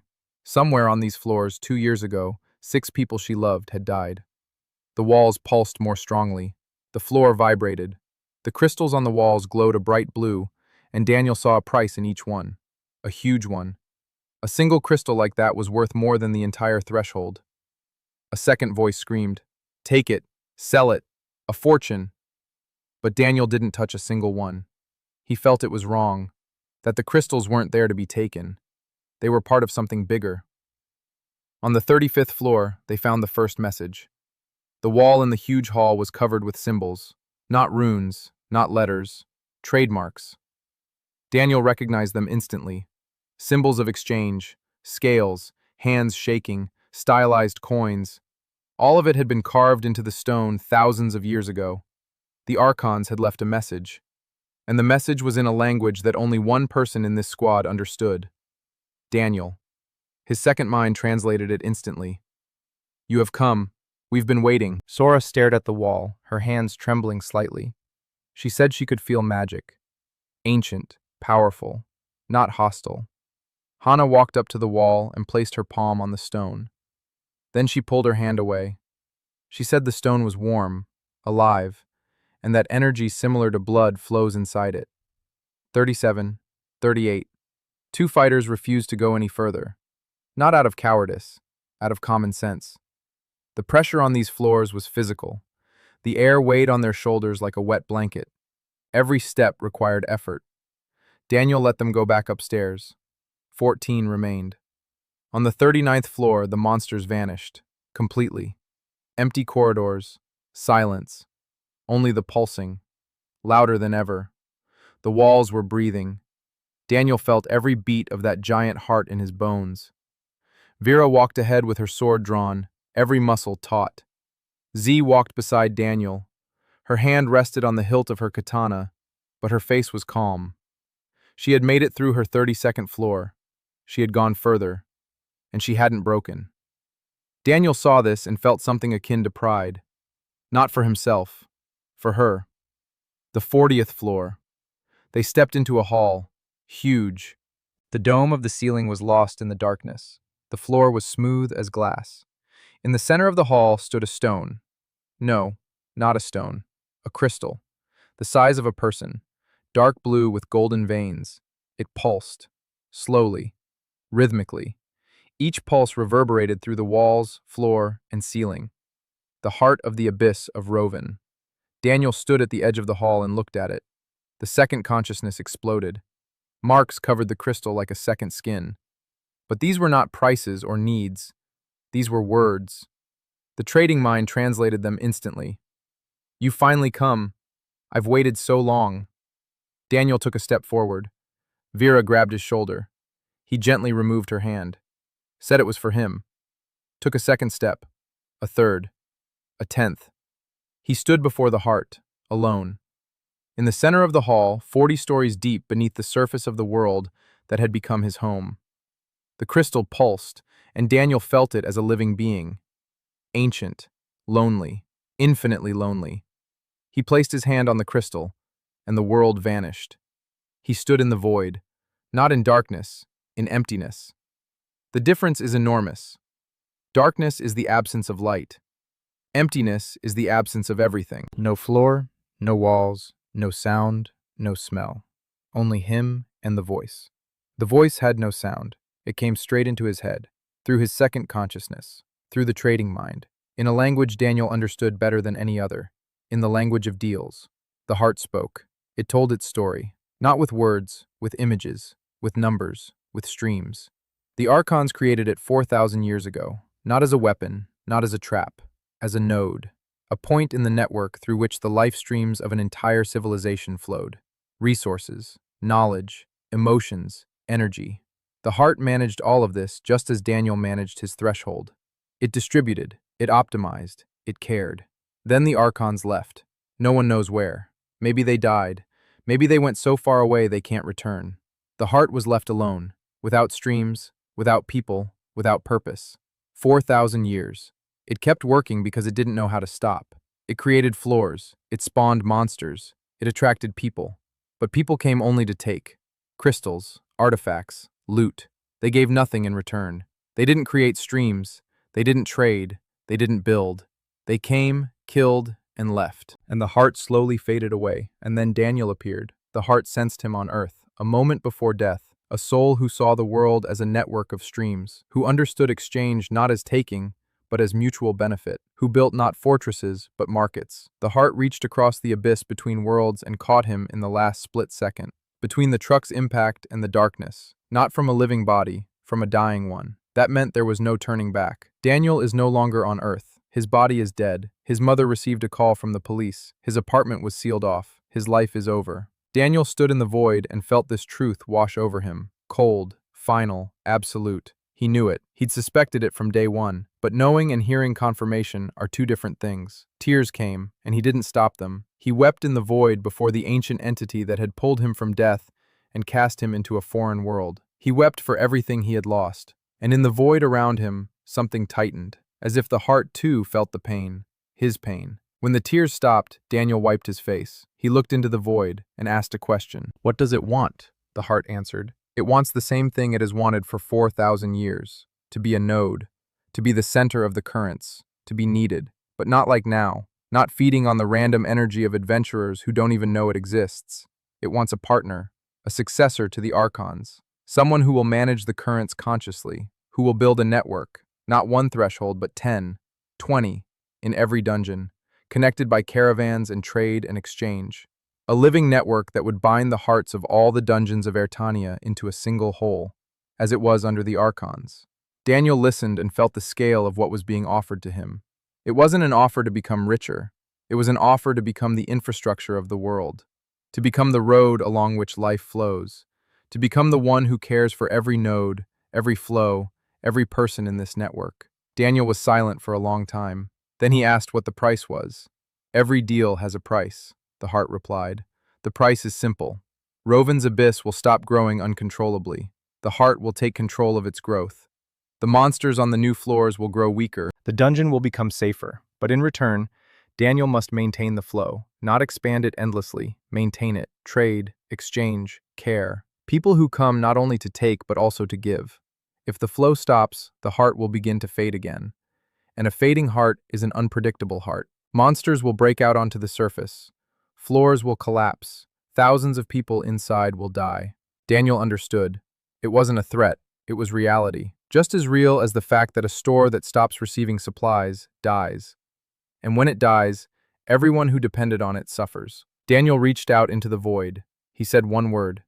Deal. The void flared, golden, warm, blinding, and peace returned. He stood in the hall before the crystal. His hand rested on its surface. The crystal glowed with a soft, golden light. The pulsations changed. They became smoother, calmer, like the breathing of a sleeping child. Daniel withdrew his hand and turned around. His squad stood by the wall of the hall, all 14 of them. Vera with her sword at the ready, Z with a katana in her hand, Sora, her face pale, Hana, her eyes burning with curiosity, Nia, who was crying and didn't know why. They looked at him and waited. Daniel took a step toward them. His legs wouldn't obey him. He staggered. Z was by his side in an instant. She caught him. She supported him. He leaned on her shoulder and said quietly that everything was fine, that he had made a deal. G looked at him, and for the first time in all the time he had known her, smiled. The ascent took 5 days. The abyss behaved differently. The monsters didn't attack. The traps didn't go off. It was as if the dungeon was letting them through, seeing them off. On the 3rd floor, they were joined by a squad of silver wolves who had been waiting on the surface and had come down to meet them when communication had been lost for too long. They emerged into the light on the morning of the 21st day of the expedition. The sun hid his eyes and Daniel squinted. Then he opened his eyes and saw the threshold. His threshold. Mika was standing at the gate. Next to him was the entire kitchen staff, and the infirmary, and the workshop, and the potion shop. Over 100 people. They were waiting. When Daniel emerged from the rift, Mika shouted, and everyone shouted.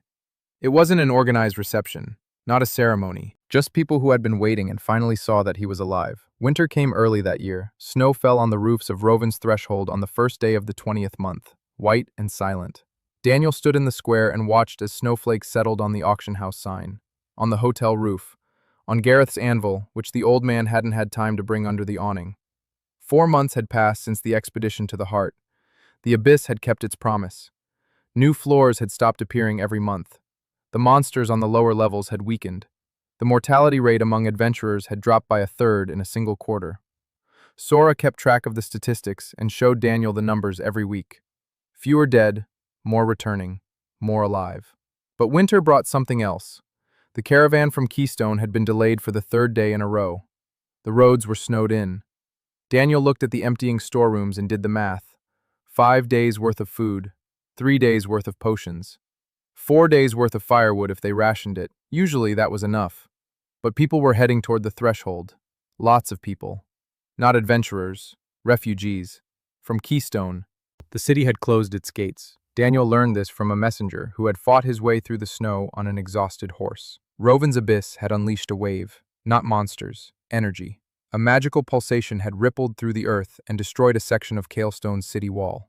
Panic. The mayor had closed the gates. Whoever was outside remained outside. Adventurers, merchants, travelers, families. Thousands of people on the roads between Kalestone and the abyss. And the only place with roofs and food and walls and an infirmary is Ravenna's threshold. They began arriving around noon, first by the dozens, then by the hundreds. Frozen, terrified. Children were screaming. The elderly could barely walk. Women carried bundles with the few things they'd managed to grab. Vera stood at the gate and counted. 200, 500, 1,000, 1,500. Her face was ashen. She looked at Daniel and said quietly that the threshold wouldn't hold. There wasn't enough food for so many mouths. There wasn't enough space. There weren't enough resources. Daniel stood at the gate and watched the stream of people. The marks above their heads glowed so brightly that he could barely make out their faces. Warmth, food, safety, shelter. Every person carried the same needs, and a willingness to pay. 0. They had nothing. The first voice in his head, the old one, the corporate one. Close the gates. You can't feed 1,500 people for free. Your supplies will run out in 2 days. Your employees will go without food. Your business will fail. These aren't your people. It's not your responsibility. The second voice, new, Ayrton. They came to you because they have nowhere else to go. You built the only place between the city and the hole in the ground where one can survive. You can't close the door. Not on them. Not now. The two voices argued for 5 seconds, then both fell silent, because the decision had already been made. It was made on the day Daniel wrote on the infirmary sign that he treats everyone. It was made when he gave 4 gold pieces to Nia. It was made when he shook hands with the heart of the abyss and promised to maintain the flow. The flow isn't money. The flow is people. Daniel opened all the doors. The inn, the infirmary, the warehouse, the auction hall, the kitchen, the workshop, the barracks, the bathhouse. Every building and threshold became a shelter. Mika threw everything he had into the cauldrons. All the oatmeal, all the meat, all the vegetables. Soup for 1,500 people. Watery, but hot. Sora opened up the infirmary's entire stock. Bandages, blankets, charcoal-filled hot packs for children and the elderly. Gareth lit the forge and began heating water in huge vats for those suffering from frostbite. Hana distributed all the small heat-generating devices that were in the workshop. Small copper discs that warmed the palms for 4 hours. There were enough for 40 people. The rest warmed themselves by the fires that Vera and her fighters had lit throughout the area. Lily walked among the refugees and spoke, calmly, confidently, in several languages. She told them they were safe, that there was food and warmth here, that the threshold would not close. Her voice worked better than any potion. People listened and calmed down. By evening, there were more than 2,000 people in the threshold. The snow continued to fall. The temperature was dropping. Supplies were dwindling. Emily sent a messenger with a report from Silver Maw. The second threshold was operating steadily. She asked if help was needed. Daniel sent a reply. We need a caravan with food, urgently. But he knew that a 3-week journey in winter conditions would turn into 5. Help would arrive too late. He sat in Emily's office, alone. Dozens of bonfires burned outside the window, and shadows moved in their light. The people he had promised to help. 2 days' worth of supplies, maybe 3 if they stretched it out. Then hunger, then cold, then the very thing he had been trying to protect this world from since day one. On the morning of the second day, the snowfall intensified, and at that moment, a detachment approached the gates. Not refugees, fighters. 20 men in heavy armor with scarlet cloaks. Richard Cale sat on a horse at the front. A caravan trailed behind him. 3 wagons, loaded, sacks of flour, barrels of water, smoked meat, bandages, blankets, firewood. Richard dismounted at the gate. Vera stood opposite him with her hand on her sword. Z stood next to Daniel. Richard looked at the threshold, at the bonfires, at the people, at the children sleeping in the auction hall under woolen blankets. Then he looked at Daniel and said one sentence. You opened the doors. Now I'm opening them. Then he turned to his fighters and ordered them to unload the wagons. Vera watched this with an expression Daniel had never seen on her face before. Confusion. Scarlet Fang was unloading supplies alongside the threshold fighters. Former enemies carried sacks to the warehouse side by side. Richard personally hauled barrels with one hand, his prosthetic hand, the very one he'd lost on the 30th floor. Daniel stood in the square and watched. Then he walked over to Richard. He held out his hand. Richard looked at it. Then he squeezed it, tightly. His icy eyes were the same as ever, but the crack in them had widened. He said quietly that he still didn't agree, that he still believed Daniel's world was too soft, but that today, the soft world had turned out to be the only world with doors.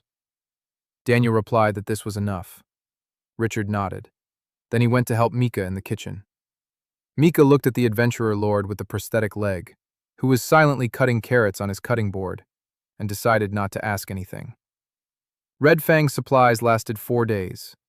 During that time, the snowstorm subsided. The road to Kailstone was cleared. The city opened its gates. The wall was being repaired.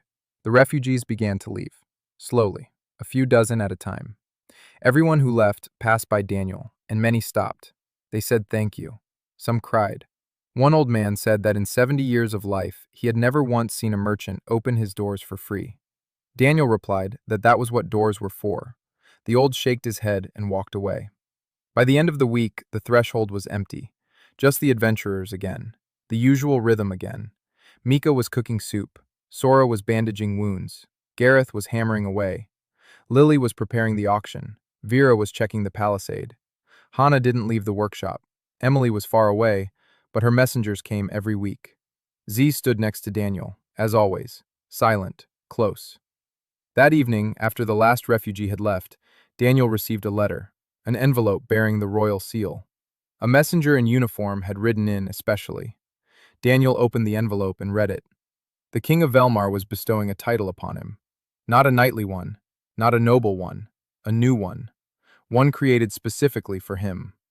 Master of Trade of Velmar, the first and only one, with the right to establish trading posts in any dungeon of the kingdom without additional permits, with the right to negotiate on behalf of the crown with trading partners of other kingdoms, with a seal and a charter and all the privileges of a royal appointee. Daniel read the letter twice.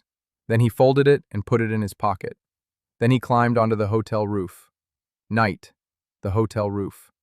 The snow had stopped falling and the sky had cleared. The stars were shining brightly. Foreign stars, but no longer frightening. Already familiar, already his own.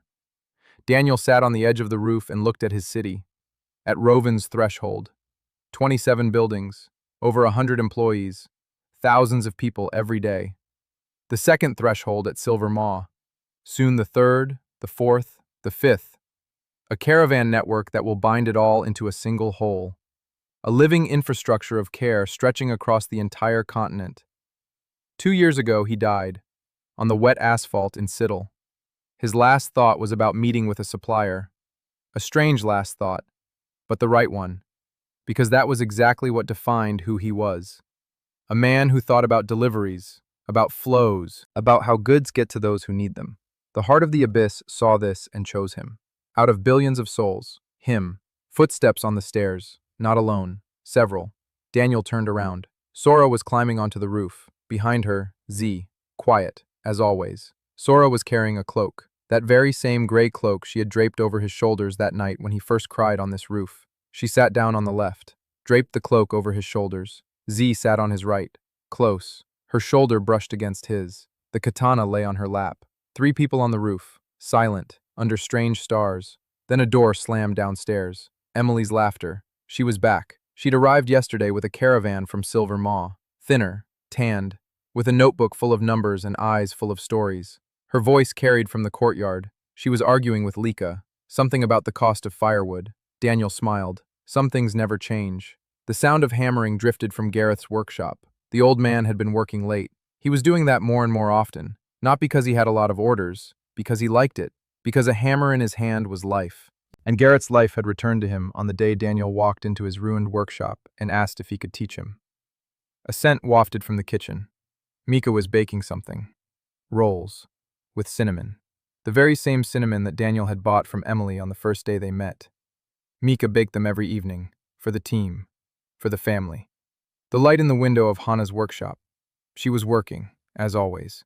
Her hands forever stained with ink and a crooked bun on a pencil. But now there was a display case in her studio filled with artifacts, each one worth its weight in gold. And new glasses. Regular glasses. Daniel had bought them for her last week. Hana resisted for 2 days. Then she put them on and quietly said that it turned out the world was much clearer than she'd thought. Daniel replied that that was exactly what he'd been trying to tell her from day one. Lily's voice drifted from the auction hall. She was rehearsing. Tomorrow was the big auction. Rare artifacts from the lower levels. Buyers from the 3 kingdoms. Lily was preparing as if for a performance on stage. Because for her, that was the stage. Her stage. For the first time in her life, she wasn't a decoration at someone else's party, but the hostess of her own hall. She had written a letter to her mother a month ago, not asking for forgiveness, with a report on her earnings. Her mother replied 2 weeks later, briefly. For the first time, she addressed her daughter not as Lily, but as Miss Ashford, respectfully. Vera walked the perimeter. Her silhouette flickered between the buildings, sharp, confident, steady. She patrolled every evening, not because there was a threat, because it was her job, her place, her home. The 6 fallen comrades whose names hung on the medallion around her neck would not return. But every person inside the compound is alive because Vera stands guard. Every evening, every night, without exception. She found what she had been searching for her whole life beyond the 25th floor. A place where she could do the right thing and not be betrayed for it. Daniel watched all this and felt something immense growing in his chest. Not pride, not satisfaction. Something deeper. Something for which he had no word in either English or Velmar. Maybe it was that very feeling a tree experiences when it realizes that birds live in its branches, that its roots hold the earth, that its shade protects from the heat, that it isn't just growing, it is needed. Sora spoke quietly. She said a girl would be coming to the infirmary tomorrow, 14 years old. She wants to learn healing. The first student. Sora said this in an even voice, but Daniel heard what lay behind the words. 5 years ago, Sora had been expelled from the order for healing the unworthy. Her kindness was called a vice. Her gift was declared unnecessary. And now, a girl was coming to her who wanted to be just like her. The circle had closed. Not with evil, with good. Shh. She was silent. She was always silent. But her silence on this rooftop was different. Not empty. Full. She sat next to Daniel and, for the first time in over 2 years, felt at home. Not because she had a roof over her head and a bed, because next to her was the man for whom she had stepped between him and a crossbow bolt without a second thought, and because that man stood up for others every day without a second thought. She looked at him. He looked at her. Neither of them said a word. There was no need to say anything. Deep underground, beneath their feet, on the 40th floor of the abyss of Rowena, the heart pulsed. Steadily, calmly, warmly. It sensed everything happening above. Every pot of porridge, every bandage tied, every map sold, every blow of the hammer on the anvil, every laugh in the auction hall, every embrace at the gate when an adventurer returned alive. All of this was a stream. Streams it had been waiting for 4,000 years. And for the first time in those thousands of years, the heart wasn't just working. It was alive. Daniel pulled the royal charter from his pocket. He turned it over in his hands. Master, Master of Velmar. Sounds nice. Means nothing. Means something else. Means what he sees every morning when he comes down from this roof. Mika by the cauldron. Sora by the couch. Gareth by the anvil. Hana by the workbench. Emily by the notebook. Lily by the platform. Vera at the gate. Z nearby. Always nearby. It means Nia, who made it through the 10th floor last week and brought the thorn crown back alive. It means Bran, who still comes every morning for triple porridge with double meat. It means old Fenric from the library, who sent Daniel a book as a gift. That means Thomas, who hasn't been late with the caravan once in a year. That means the crowd of 2,000 refugees he let in without a second thought, because that's what doors are for. Daniel put the letter in his pocket. He looked up at the sky. The foreign stars burned evenly and calmly. Maybe one day he'll learn their names. Maybe not. It doesn't matter. What matters is that beneath these stars stands a place he built from a single pot of porridge and 20 silver coins. A place where people eat and are healed and repair swords and sell their spoils and laugh and cry and sleep in warm beds and leave in the morning alive. A place that grew from a single simple thought. I see a need, and I can fill it. Sora sat on the left, Ji on the right. The snow began to fall again. Light, quiet, settling on the roof, on the square, on the sign. Rovin's threshold, the trading courtyard. The letters were turning white, and Daniel thought he'd have to clean them off tomorrow morning. Then he thought that Mika had probably already finished baking the buns. Then he thought he needed to check if the firewood had gotten damp.